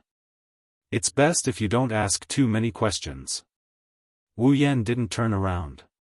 He continued to look at the map in his hand. I know it's a bit of an exaggeration to say that it's not good for you to know too much, but it'll only add to your troubles. It's best if you don't know. What's the use of telling me? Lana put her hands on her waist and said arrogantly. This princess is the biological daughter of the Faya Empire's emperor.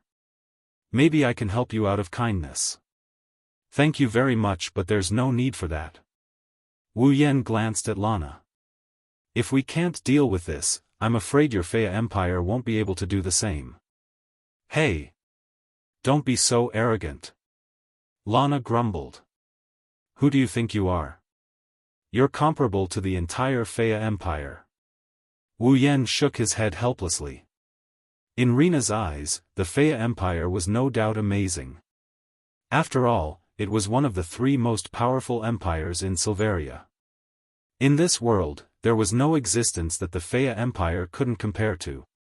However, excluding the lower rungs of power, Faya Empire only has a demigod guardian and a Tier 9 emperor. Even if there are other Tier 9 powerhouses hiding behind the Faya Empire, Wu Yan and Co are definitely not inferior to them. There were a total of 7 Stage 9 powerhouses. They have a demigod as well. In terms of combat power, they're at the pinnacle of the world. It's just that Rina was still in the dark about this. As Fraxinus flew, an island finally appeared on the big screen in the command room.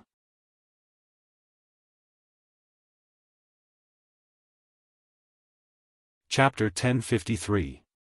Looking at the island on the screen, Wu Yan couldn't help but grin. We're finally here. The land of gods. Lana, who appeared beside Wu Yan out of nowhere, started mocking him when she heard what he said. Who told you that's the land of gods? Wu Yan was stunned. He picked up the map and looked at it a few times. After confirming that the location marked on the map is indeed the island in front of him, he frowned. But this is the island on the map. It's just a transit station. Rina said nonchalantly, the land of gods opens once every 10 years. It won't appear until it's time to open. Rina pointed at the island on the screen and said, this island is called Emperor Island. As the name suggests, it belongs to the royals of the 3 empires. Before the land of gods opens, the royals of the 3 empires will come to Emperor Island to wait for the land of gods to open. There's still about 3 days before the land of gods opens. It's only natural that the land of gods hasn't appeared yet, I see. Wu Yan nodded and shook the map in his hand. In other words, the location on the map is the Emperor Island and not the Land of Gods? That's where you're wrong. Reina puckered her lips and said, the domain of gods is actually in the surroundings of Emperor Island. Or I should say that Emperor Island is a subsidiary island of the domain of gods. So, the location marked on the map in your possession is Emperor Island and the domain of gods. Oh? Wu Yan raised an eyebrow. He looked at the island on the screen. It's the Emperor Island. That's interesting. In that case, let's begin the landing. Wu Yan controlled Fraxinus to land on Emperor Island. Lana rolled her eyes and her lips curled into an evil grin as she looked into Wu Yan's eyes. His eyes were filled with schadenfreude. Wu Yan, who was too focused on controlling Fraxinus to land, didn't notice what happened. Fraxinus slowly descended towards an empty area on the island. It only stopped when it reached a certain distance away from the island. It didn't descend any further. Shortly after, a dazzling beam of light shot down from the bottom of Fraxinus and hit the ground, but it didn't even cause a ripple. It's not lethal at all. Then, two figures emerged from the ground. Here. Was this Emperor Island? Looking at the city-like island in front of him, Wu Yan laughed and shook his head. A city on an island? It looks exactly the same as Itagami Island. Wu Yan waved his hand and the gate of Babylon's crimson space rippled. It swallowed Fraxinus, who was hovering in midair. Then, it slowly returned to normal. No one believed him. Just a moment ago, there was a gigantic object there. Wu Yan looked at the city and asked. So, where should we go next?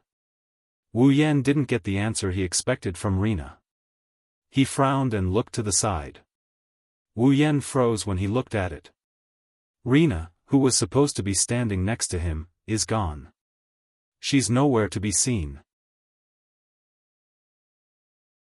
That brat. Wu Yan looked around, not sure if he should laugh or cry. Where did she go? Something unexpected happened to Wu Yan. Clap clap clap clap, Wu Yan heard chaotic footsteps coming from the city. When Wu Yan looked up, he saw a group of about 100 knights led by a peak tier 8 fighter. They're charging in front of Wu Yan. Wu Yan couldn't react in time when he saw the knights charging towards him with Do Qi and mana. Wu Yan couldn't react in time. Wu Yan was stunned by the scene before him. What's going on? Wu Yan didn't understand the current situation, so he scanned the knights around him. His gaze landed on the leader of the knights. He opened his mouth to ask something, but the leader beat him to it. And as soon as he spoke, Wu Yan, who was still in a state of confusion, was stunned again. Grabbing the sword in his hand, the leader of the knights pointed the tip of the sword at Wu Yan and shouted loudly. Take him down. Yes. A loud and clear response sounded in an instant. A group of rank 7 warriors with Do Qi surging around their bodies charged out from the group of over 100 knights.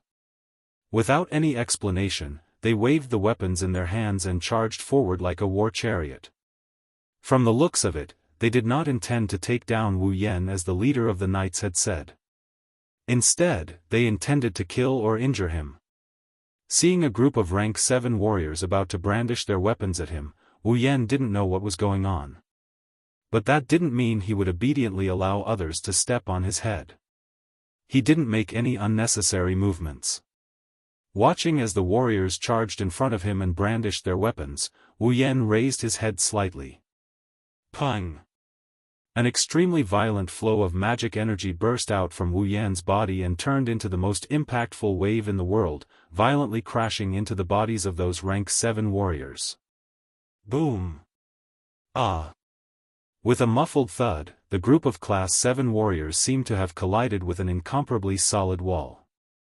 With a blood-curdling scream, they were sent flying back at a speed faster than when they had charged over. They crashed in front of the leader of the cavalry team, blood spurting out from their mouths. In just an instant, no less than 10 rank 7 warriors had lost their ability to fight. Wu Yan didn't even move his body. He only released the magic energy in his body in one breath, and that was enough to send a group of rank 7 warriors flying. In that instant, the entire knights were stunned. Even the Do Qi and magic energy surging in their bodies couldn't help but stagnate for a second. Their gazes towards Wu Yan were no longer fierce and fiendish, but full of horror. The leader of the knights had a grave expression. He was a powerhouse at the peak of rank 8. But he had to admit that he couldn't defeat 10 tier 7 warriors in the blink of an eye without even having to move a muscle. In other words, this young man who looked to be in his 20s was stronger than him. Stronger than a peak of rank 8? Other than a powerhouse of rank 9 and above, what else could there be? He's a rank 9 powerhouse. The leader clenched the armament in his hand and sneered. A rank 9 powerhouse in his 20s, how could he exist? The youngest rank 9 powerhouse in the Spalier world is 38 years old. This person must have used some tricks, right? Saying this, the leader didn't know if he was comforting himself or trying to boost the morale of the knights behind him. Swinging the sword in his hand, the leader shouted again. All the warriors, charge! Magicians, prepare your magic. Don't hold back anymore. Give it your all. The knights responded loudly. All the warriors gathered their Do Qi and rushed towards Wu Yan. The magicians also used all their magic and threw it at Wu Yan. Thus, a large number of warriors rushed towards a defenseless young man. The sky was filled with all kinds of magic, and the scene of all kinds of magic falling together appeared on the scene. Narrowing his eyes, Wu Yan sighed. I don't know what's going on, but it seems like if I don't subdue these guys, I won't be able to talk. With that, Wu Yan reached out and snapped his fingers. The space around them suddenly trembled. Purple magic circles appeared without any warning and floated in the air. Then, chains that flickered with purple light shot out of the magic circles and attacked the entire knight squad. This is the weapon of the Witch of the Void, not Suki Nangong's weapon. A chain forged by the gods, the chains of discipline.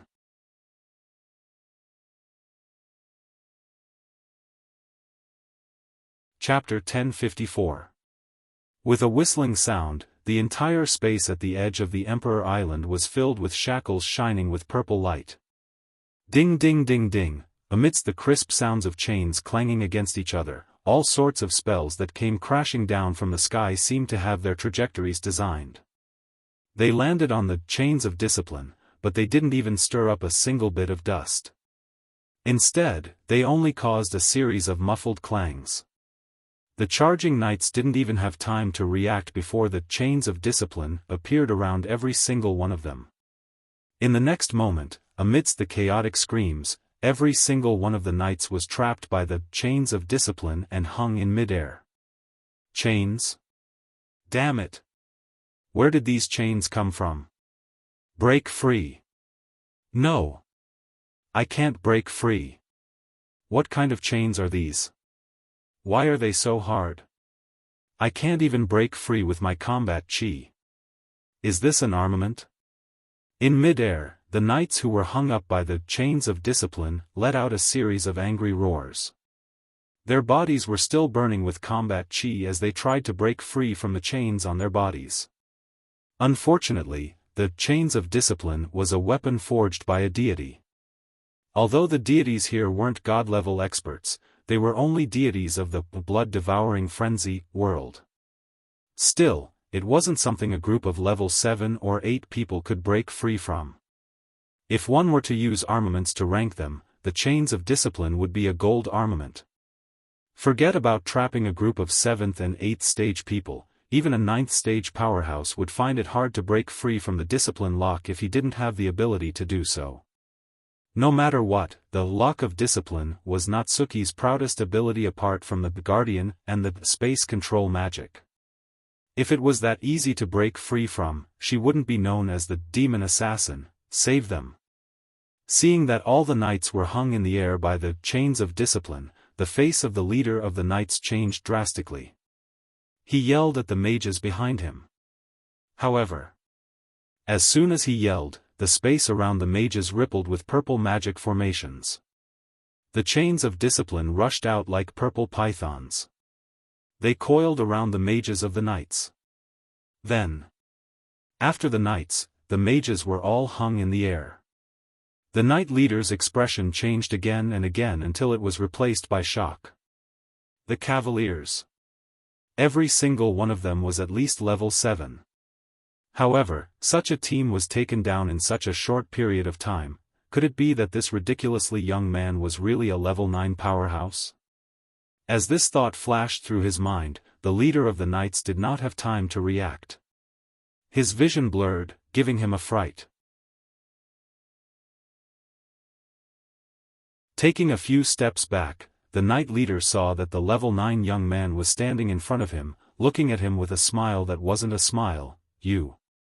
The knight leader was shocked. His expression hardened as he roared and ignited all his do qi into the armament in his hand. He also used his strongest battle technique. With a dense do qi glow, he slashed towards Wu Yan's head. Without a doubt, this attack was definitely the strongest attack of the peak of the 8th level knight team leader. Even if the opponent was also a peak tier 8 powerhouse, if they were hit by this attack, they would die without a doubt. Facing this attack, Wu Yan only glanced at it and clenched his fist. A violent blue and white electric current flowed around his fist. With a wave of his hand, Wu Yan met the knight leader's sword with his bare hands. Clang! The fist that was flashing with blue and white lightning collided with the knight's sword that was carrying the radiance of combat aura. It actually caused a crisp sound of weapons clashing, and a wave of surging air was created. Peng! Not long after, the knight's leader was shocked. The combat aura on the rare knight's sword was destroyed by a violent force and a bluish-white electric current. In a muffled sound, the knight's hand was directly shattered. The long sword in his hand was knocked out of his hand and was sent flying away. Wah! The knight leader was stunned. His weapon had actually been sent flying in a single exchange? Humph! Before the knight leader could recover from his shock, he felt his breathing stop and his neck tighten. His feet were lifted off the ground and his whole body was lifted up. Choking the knight leader's neck and watching him struggle in pain, Wu Yan's wine-red eyes flashed with killing intent and a dangerous smile appeared on his face. You were going to kill me just now, right? Woo woo woo. With his neck being choked, the knight captain could not even utter a single word. All he could do was to kick his feet off the ground painfully while groaning continuously. Feeling the suffocating feeling coming from his chest, the knight captain's slightly protruding eyes were filled with disbelief. He, a peak level 8 fighter, was lifted up by a young man in his 20s by the neck? The knight leader's heart was filled with disbelief. With his strength, in the Spalier world, he was at the level of the patriarchs of the 3 major families. But now, even a young man in his 20s could not only capture a group of knights of grades 7 to 8, but he had also fallen into the hands of the other party. How could the leader of the knights believe that all of this was real? The suffocating feeling was getting stronger and stronger. Not only did the hand around his neck not loosen, it tightened even more. The knight leader could only feel the breath of death rushing towards him and his consciousness gradually became hazy. Seeing this scene, Wu Yan sneered and slowly increased the strength in his hand. Obviously, when the knight leader decided to kill him, he was already enraged. Just as the leader of the knights was about to faint due to suffocation, a majestic roar rang out in the air. Stop! At the same time, a figure rushed out from the city and rushed in front of Wu Yan. Then, a claw-like hand with a blood-red claw and a fluctuation of impetus far stronger than the knight leader's, in a burst of air, pierced through the air and viciously clawed at Wu Yan's chest. This person is definitely stronger than the knight leader. A tier 9 fighter. Realizing this, Wu Yan's expression changed.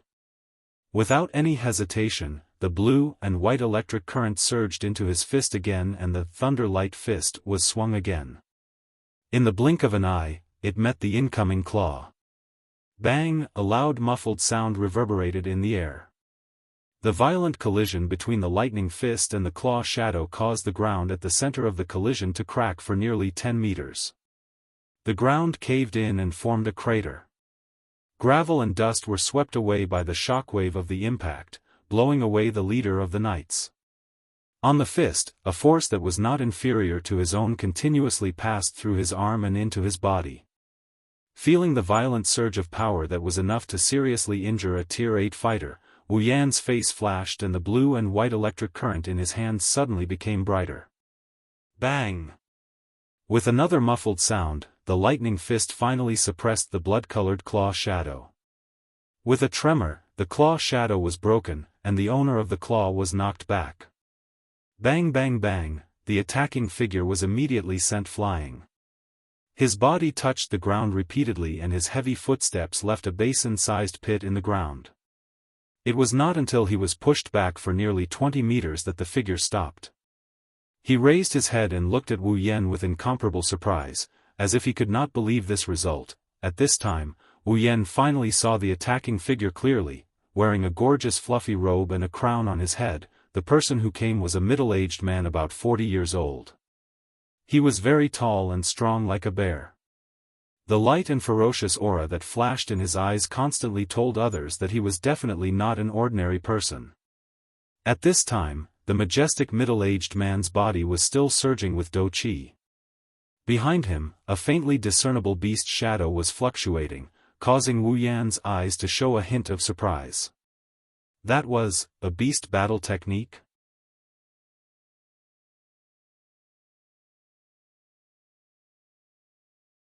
Chapter 1055.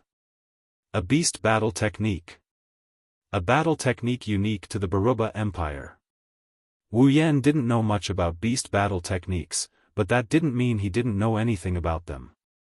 Back in the Spalier World Academy, he saw Prince Jafar use this battle technique more than once.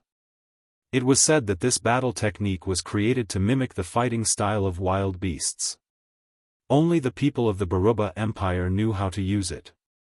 In other words, this majestic middle-aged man with a crown and luxurious fur robes was from the Baruba Empire.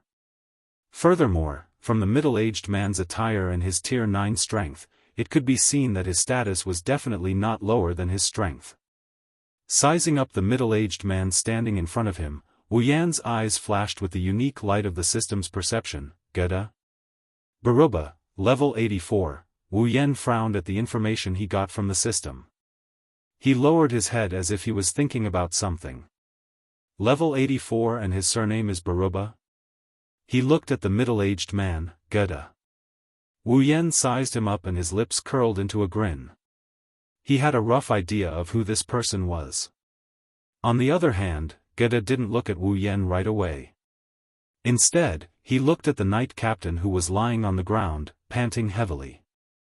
A deep and powerful thunderous voice came out of his mouth. "Are you all right?" "I'm fine." The knight captain clutched his chest and took a deep breath. He looked at Geda gratefully. "Thank you for saving me, Your Majesty." When he heard the words, "Your Majesty," Wu Yan revealed an expression of, as expected. This majestic middle-aged man named Geda was the current emperor of the Baruba Empire. In other words, he was Jafar's father. Wu Yan's eyes flashed when he thought of this. Even the emperor of the Baruba Empire came to Emperor Island when the domain of divine spirits was about to open. It seems that the domain of divine spirits can create demigods. It shouldn't be an illusory thing, that's right. There were only 5 demigods in all of Silveria and each of the 3 empires had one. Not to mention, there had never been a case where a demigod protector had no successor. Judging from this situation, Silveria was the only one in the whole of Silveria. Apart from the effects of the land of gods. It's hard to explain why this is happening. The emperor of the Baruba Empire was here. Then, the emperors of the other 2 empires should also be here, right? This thought had just come to him. Several ear-splitting sounds immediately rang out from the city ahead, reaching everyone's ears. By the time everyone instinctively looked in the direction of the sounds, a few figures had already appeared beside Geda. A smile appeared on Wu Yan's face when he saw the figures beside Guda. Not for any other reason, but because most of the people who came were people he knew. The Emperor of the Ailu Empire, Kate. Princess Sylph of the Ailu Empire. The Prince of the Baruba Empire, Jafar. The Prince of the Faya Empire, Kaya. Apart from the four of them, there was another middle-aged man wearing the same luxurious robe and crown as Kate and Guda. Compared to Guda, he looked much more refined. It's obvious that he's the Emperor of the Faya Empire. The information he got from the system confirmed Wu Yan's suspicions. Waya?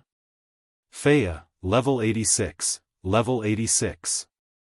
That's the highest level among everyone here. Plus, Faya's surname and his attire are similar to the other two emperors. Other than the Emperor of Faya Empire, Wu Yan couldn't think of anyone else who could be him. Kate, Waya, Sylph, Jafar, and Kaya arrived at the scene one after another. When they saw the knights being hung up by the chains, they frowned. However, when they saw the playful smile on Wu Yan's face, their expressions froze and they cried out in shock. "It's you? Huh?" This time, it was Guda's turn to be surprised. "You know him?" Hearing this, Carter and Waya looked at each other and laughed bitterly. "Guda, don't tell me you've forgotten. He's Wu Yan." "Wu Yan?" Guda flinched before his expression changed. He seemed to have understood something as he looked at Wu Yan with a meaningful look. This isn't the first time Guda heard the name Wu Yan. No matter if it was in the past or recently, this name was rather well known and had been mentioned in many meetings of the Board of Governors. Guda has met Wu Yan before. Back when Wu Yan was still in the Spalier World Academy, all 12 members of the council had cast their shadows at the top of the arena tower. Guda was one of them. Because of this, Guda's reaction was a little strange. Guda narrowed his eyes as he looked at Wu Yan from afar. He started mumbling to himself. This Wu Yan was actually able to take my claw attack. Thinking back to when he saw Wu Yan on the arena tower's projection, Guda looked at Wu Yan with a serious gaze. That's to be expected. The first time they met, Guda saw clearly that this kid was only at the peak of the 7th rank.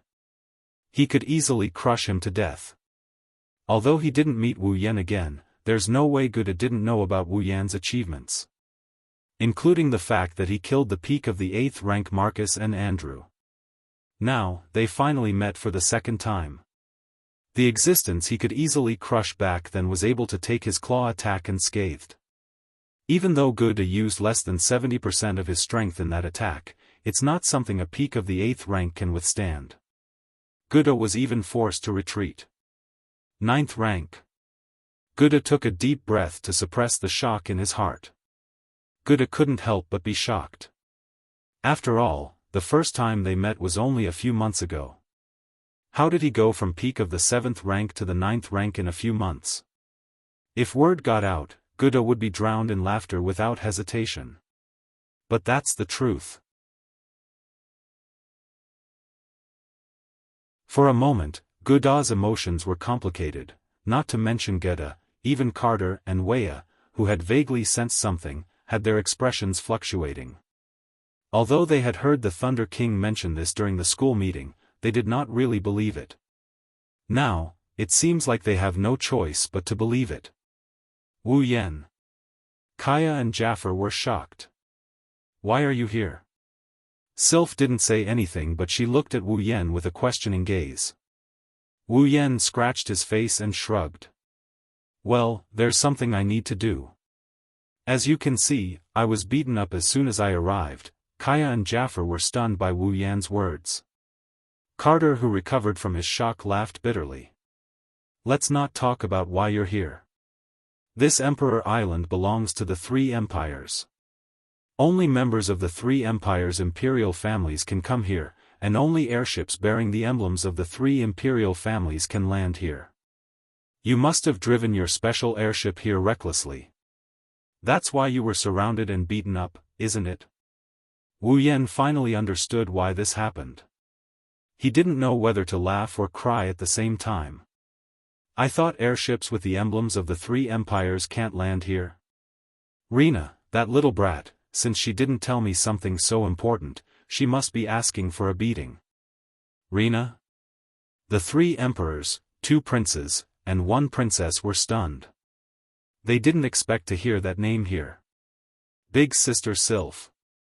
At this moment, a sweet voice that gave everyone goosebumps rang in their ears. At the same time, a slender figure dashed out from a corner at a speed invisible to the naked eye and pounced on Sylph. Big Sister Sylph. Big Sister Sylph. Rena hung on Sylph's body like a koala. She rubbed her face against Sylph's voluptuous breasts as she called out to her. Rena. In an instant, the corners of everyone's mouths twitched.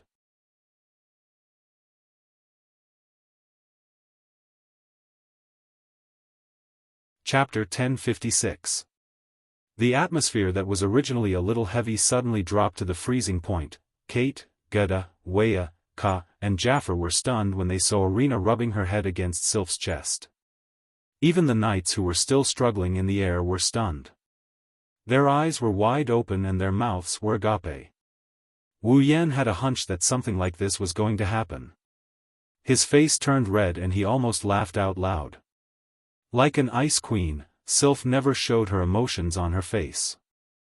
Her beautiful eyebrows twitched as she looked at Wu Yan. Sylph clenched her fist slightly before loosening it again. Her face was expressionless as she spoke. Rena, get down, no, no, no. This time, Lana didn't just rub her head against Sylph's chest like a spoiled child. Instead, she wiggled her body like a koala and blushed as she clung onto Sylph's body. It's been a long time since I last saw you, Big Sister Sylph. I really miss you, Big Sister Sylph. Please accept my uncontrollable respect for you. Is this really respect? Even Sylph couldn't help but grumble in her heart. She furrowed her brows. Don't forget you're a princess. Don't act so inappropriately in public. That's because Big Sister Sylph hasn't gotten over it yet. Rena didn't mince her words. Why should Big Sister Sylph care about what those stinky men think? Kate, Geda, Davia, Kaya, Jaffer, and the others couldn't keep their cool, let alone Sylph. This was especially true for Davia and Kaya. Their faces were filled with awkwardness. They were embarrassed to have such a beautiful daughter or sister and they couldn't take Lana's vicious words. After all. They're men after all. That's enough. Rena. Ka saw that Rena was about to continue. In order to avoid making an even bigger joke, Kaya, the elder brother, hurriedly stepped forward. Release Princess Sylph, shut up. Before Kaya could finish, he was interrupted by Rena's fierce words. Don't think you can order me around just because you're my brother. Anyone who gets in the way of me and Big Sister Sylph will be my greatest enemy. Kaya's face froze. Even his body froze. He was unable to take even half a step forward. Seeing this, Weya couldn't stand it anymore. He furrowed his brows. Rena. There should be a limit to your nonsense. When he said this, Weya's expression was still very oppressive. It was a pity. Rena wasn't afraid at all. In fact, she was very aggressive. Is Imperial Father starting to care about such mundane matters? Rena said with a disappointed tone. Imperial Father, you're the Emperor of the Faya Empire. How can you think like a commoner? At times like this, you should stay calm and watch the situation develop with a smile. That's the attitude a ruler should have. You. Weya's lips trembled from anger. Even though he had never been able to do anything about his daughter who had a strange fetish, but being ridiculed by his own daughter in front of so many people, even if he didn't feel embarrassed, he still couldn't help but feel embarrassed. Weya and Ka looked at each other and sighed. They understood that they would only be suffering if they stood up for Rena. Maybe it's just as Rena said. They should stay calm and watch the situation develop with a smile. That's the best way to deal with this. Seeing that Weya and Ka can't do anything about Rina, Kate, Geda, and Jafar are also helpless, Sylph sighed. She didn't know what to do. At this time, Sylph's savior finally appeared. A large hand grabbed the back of Rina's collar and pulled her away from Sylph's body. When Rina felt herself floating in the air, Sylph was already far away from her. Rina was furious. Who dares to treat this princess like this? Let's see if this princess will. What will you do to me? The familiar voice contained a hint of coldness that pierced Rina's body and caused her to tremble. Her cursing mouth also froze in place. Wu Yan laughed coldly when he saw Rina's stunned expression. I haven't even settled the score with you yet. Now that you've come out on your own, it saves me the trouble of looking for you. Kate made it clear that airships that don't belong to the three empires aren't allowed to land on Emperor Island. There's no way Rina didn't know about this. Not only did she not tell him, she ran away the moment she saw Fraxinus. Recalling the grudge between him and Lana, even if he's an idiot, it's clear to him that this little brat is doing this on purpose. She just wanted to see how unlucky he was. However, Rina didn't expect Wu Yan to be able to deal with a group of peak Tier 8 warriors and 100 Tier 7 warriors. As a result, this little girl was doomed to a tragedy. What are you trying to do? Lana pretended to be fierce as she screamed. She struggled as she tried to break free from Wu Yan's grasp. I'm telling you. You better let this princess go. Or else. Or else what? Wu Yan raised an eyebrow and he added with a half-smile. What can you do to me? This princess's royal father and royal brother are both here. Rina yelled as if she was on her deathbed. She had completely forgotten that she had insulted both her imperial father and imperial brother just a moment ago. Thus, Wu Yan grinned. His grin was so radiant that it made Lana nervous. Then, his expression turned cold. Even if the god-level warrior of Feyya Empire comes back to life, he won't be able to save you. Wu Yan said and a rope appeared in his hand. No. Yes. Wah. The next moment, Rina's mournful cry resounded through the entire Emperor Island. Woo, woo, woo. A few minutes later, a trussed-up Lana was tossed to the ground by Wu Yan like a giant piece of trash. Her mouth was stuffed with a rag and she looked like a loach that got hauled out of the water. She kept jumping around and moaning while glaring at Wu Yan with eyes full of fury. Nearby, Carter, Geda, Weya, Kaya, Jafar, and the others couldn't help but sweat profusely. I say, Weya. Kate looked at Weya with amusement. I didn't expect your precious daughter to be restrained by someone. What? Are you not going to do anything about it? Forget it. Weya sighed. It's time for someone to suppress this barbaric girl. Besides, Weya smiled bitterly as he glanced at Wu Yan who was clapping his hands. If it's this little fellow, even if you want me to find trouble with him, I'll have to consider it carefully. The current him is no longer the little student who talked to us at the top of the arena tower. You're right. Geda sighed as well. He sorted out his complicated emotions and turned to Wu Yan. Kid, since it's all a misunderstanding, you should put down the knight squad first. Wu Yan glanced at the knights hanging in the air with the discipline lock and chuckled. Although it is indeed a misunderstanding, it is also because they did not clarify the situation before directly attacking.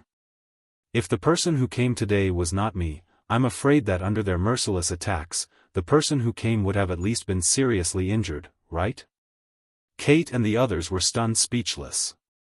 Wu Yan pursed his lips and crossed his arms in front of his chest. Let's leave them hanging for a day and let them reflect on their actions. This. Carter was in a difficult position. Attacking without asking clearly is the recklessness of the Knight Squad. They should be punished. However, they were trying to protect the Emperor Island. It's understandable. Little guy, for my sake, let them go this time, oh? Wu Yan looked at Kate in surprise and shook his head helplessly. All right, only then did Kate smile. Then, come in with us first. Wu Yan wanted to nod, but the knight captain who had been silent all this while spoke up. Your Majesty, Kate. This is inappropriate.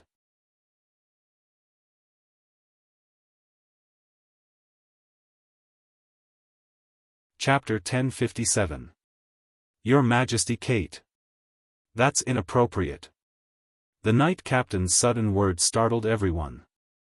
They all turned to look at him. Wu Yan squinted his wine-red eyes and looked at the leader of the knights. Coincidentally, the leader of the knights also looked at him, but it was only for a moment before he shifted his gaze away. Wu Yan met the knight leader's gaze for a split second, but Wu Yan could see the look in the knight leader's eyes. Jealousy, resentment, viciousness. With a playful smile, Wu Yan looked at the knight leader with a cold glint in his eyes. As the saying goes, those who come don't come with good intentions, those who come with good intentions don't come. The fact that he chose to speak at this moment and said something like that, coupled with the glint in the knight leader's eyes, Wu Yan can already guess what's going to happen next. Carter, Geda, and Weya also exchanged glances. Perhaps they had also guessed something, and their brows were tightly knitted together. Barnes, what's wrong? Your Majesties. Although he seemed to be addressing them respectfully, there was no respect on his face at all. Instead, he looked a little aggressive. Although I don't know the relationship between His Excellency and the Three Majesties, there is a rule on the Emperor Island. Airships that don't belong to the three great empires are not allowed to land on the Emperor Island. Now, not only has His Excellency landed on the Emperor Island openly, he even intends to punish the knights guarding the Emperor Island. However, the Three Majesties don't seem to be pursuing the matter. Ensi doesn't understand. Speaking of this, Enz glanced at Wu Yan, who was looking at him with a smile. A sharp glint flashed in his eyes, and his tone became even more gloomy. Although it is indeed the knight squad's fault to launch an attack without clarifying the situation, Enz, as the knight squad's leader, is willing to bear all the punishment. However, the cause of all of this was due to this sir's rash arrival on Emperor Island. Now, the Three Majesties do not intend to pursue the matter. On the contrary, they even plan to invite him to the Emperor Island. Please redeem Enz, I cannot accept such an outcome. Hearing that, Carter, Geda, and Wee's expressions all became somewhat displeased. Let's not talk about who was in the right and who was in the wrong in this matter. What Ernst said was obviously a slap in their faces. As the emperor of one of the three great empires in the Spalier world, the Spalier world was one of the most influential figures in the Spalier world. Other than the guardian gods behind the three great empires, the three of them had the highest status. When had they ever been refuted like this? Even Weya, who didn't say anything after being insulted by Rina, had an ugly expression on his face. Being humiliated by one's own children was understandable. No one would gossip about it.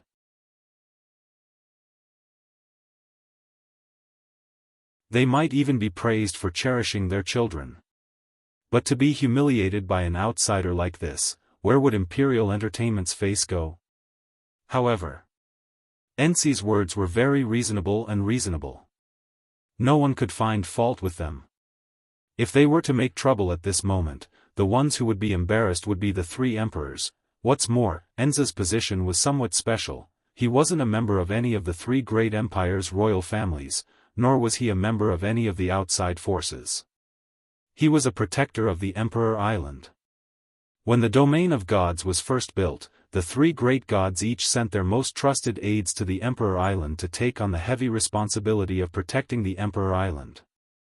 After many years of development, the trusted aides chosen by the three great gods to protect the Emperor Island had developed into an extremely large clan.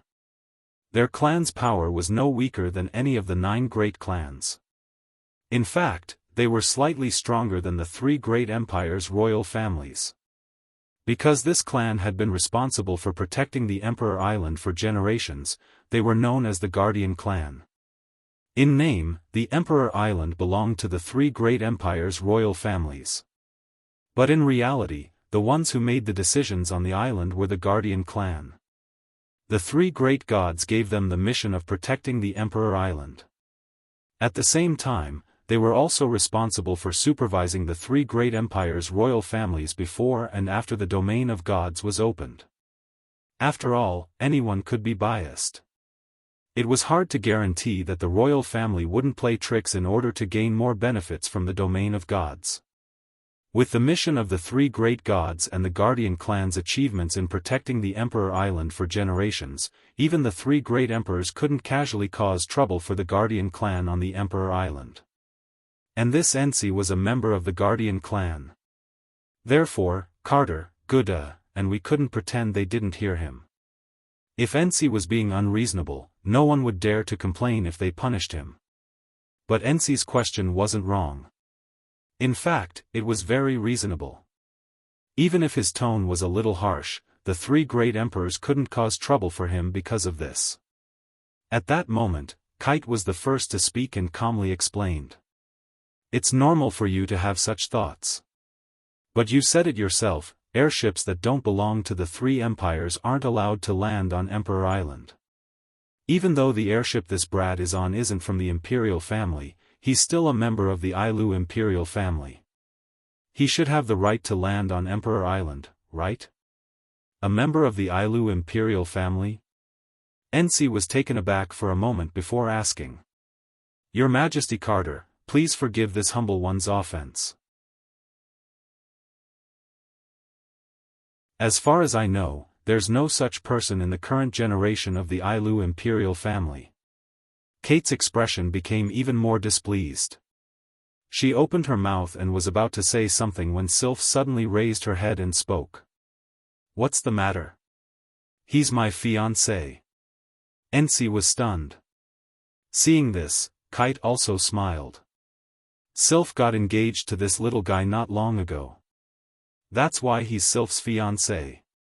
As the fiancé of the Ailu Imperial princess, he's also a member of the Ailu Imperial family. Are you going to deny this, Ensi? Ensi's expression turned sluggish and he reflexively looked at Wu Yan. Wu Yan's half-smiling expression as if he's looking at a clown fell into Ensi's line of sight. Ensi's brows furrowed in anger. Since he's Princess Sylph's fiancé, he's indeed a member of the Ailu Imperial family.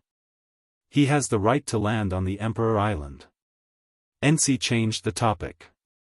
However, there's no rule on the Emperor Island that allows the fiancé of the Imperial Princess to enter the city. So, I'll have to ask you to leave the Emperor Island. The air suddenly froze. Carter, Gouda, and Weia's expressions turned ugly. Ka and Jaffar's expressions were also unfriendly. Even Sylph's brows were furrowed. They just invited Wu Yan to the Emperor Island but now someone wants to kick him out. It's no wonder they're acting like this. However, there's nothing they can say. Apart from the Guardian clan, the only people who can enter the Emperor Island are those from the three imperial families who are about to enter the domain of gods. In other words, once Wu Yan enters the Emperor Island, he'll be granted the right to enter the domain of gods. If the fiancé of an empire's princess can enter the domain of gods to obtain fortuitous encounters, then the domain of gods will fall into chaos. It's not that hard to imagine. Which of the three imperial families doesn't want their imperial family to grow stronger? Therefore, if there was a precedent that the fiancé of an empire's princess could enter the land of God, then the three great empires would be able to take advantage of the loophole and gain some benefits. After all, there were more than one or two princesses in the imperial family. The three great imperial families could get them all engaged and then let their fiancés enter the land of God to gain the opportunity to transform and increase the strength of the imperial family. Well, this was not a big deal. Being able to increase the strength of the imperial family was something that the three gods were very willing to see. However, they were afraid that some people with ulterior motives would use some shady means to successfully become a member of the imperial family through marriage. After obtaining the opportunity to transform, they would kick the imperial family aside and even do things that would endanger the imperial family. That's not worth it. Therefore, there was no rule on the Emperor Island that stated that the fiancé of an imperial princess could enter the land of God. In the past, there had never been a fiancé of a member of the imperial family who would come to the Emperor Island and enter the land of God. Wu Yan is the first outsider to land on the Emperor Island. It seems like Enz wants to use this to his advantage. Even if he can't make Wu Yan suffer, he wants to make Wu Yan suffer.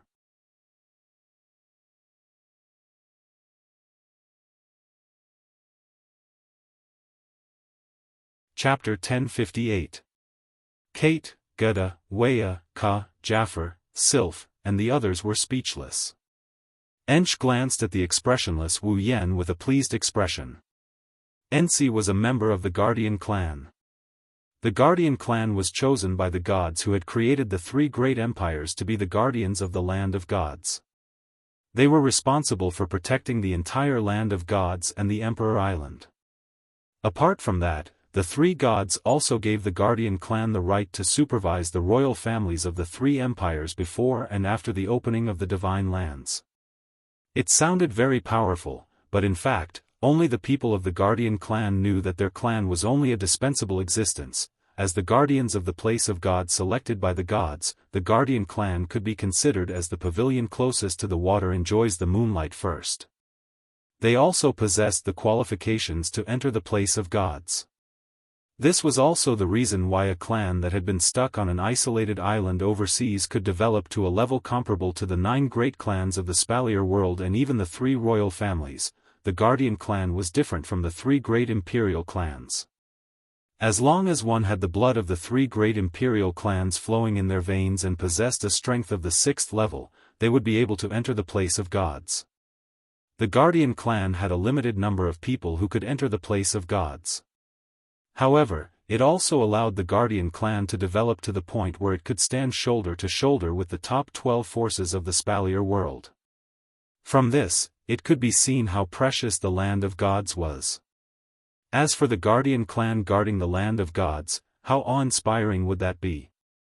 However, no matter how powerful and awe-inspiring the Guardian clan was, they would not be taken seriously by the 3 great empires and the 9 great clans.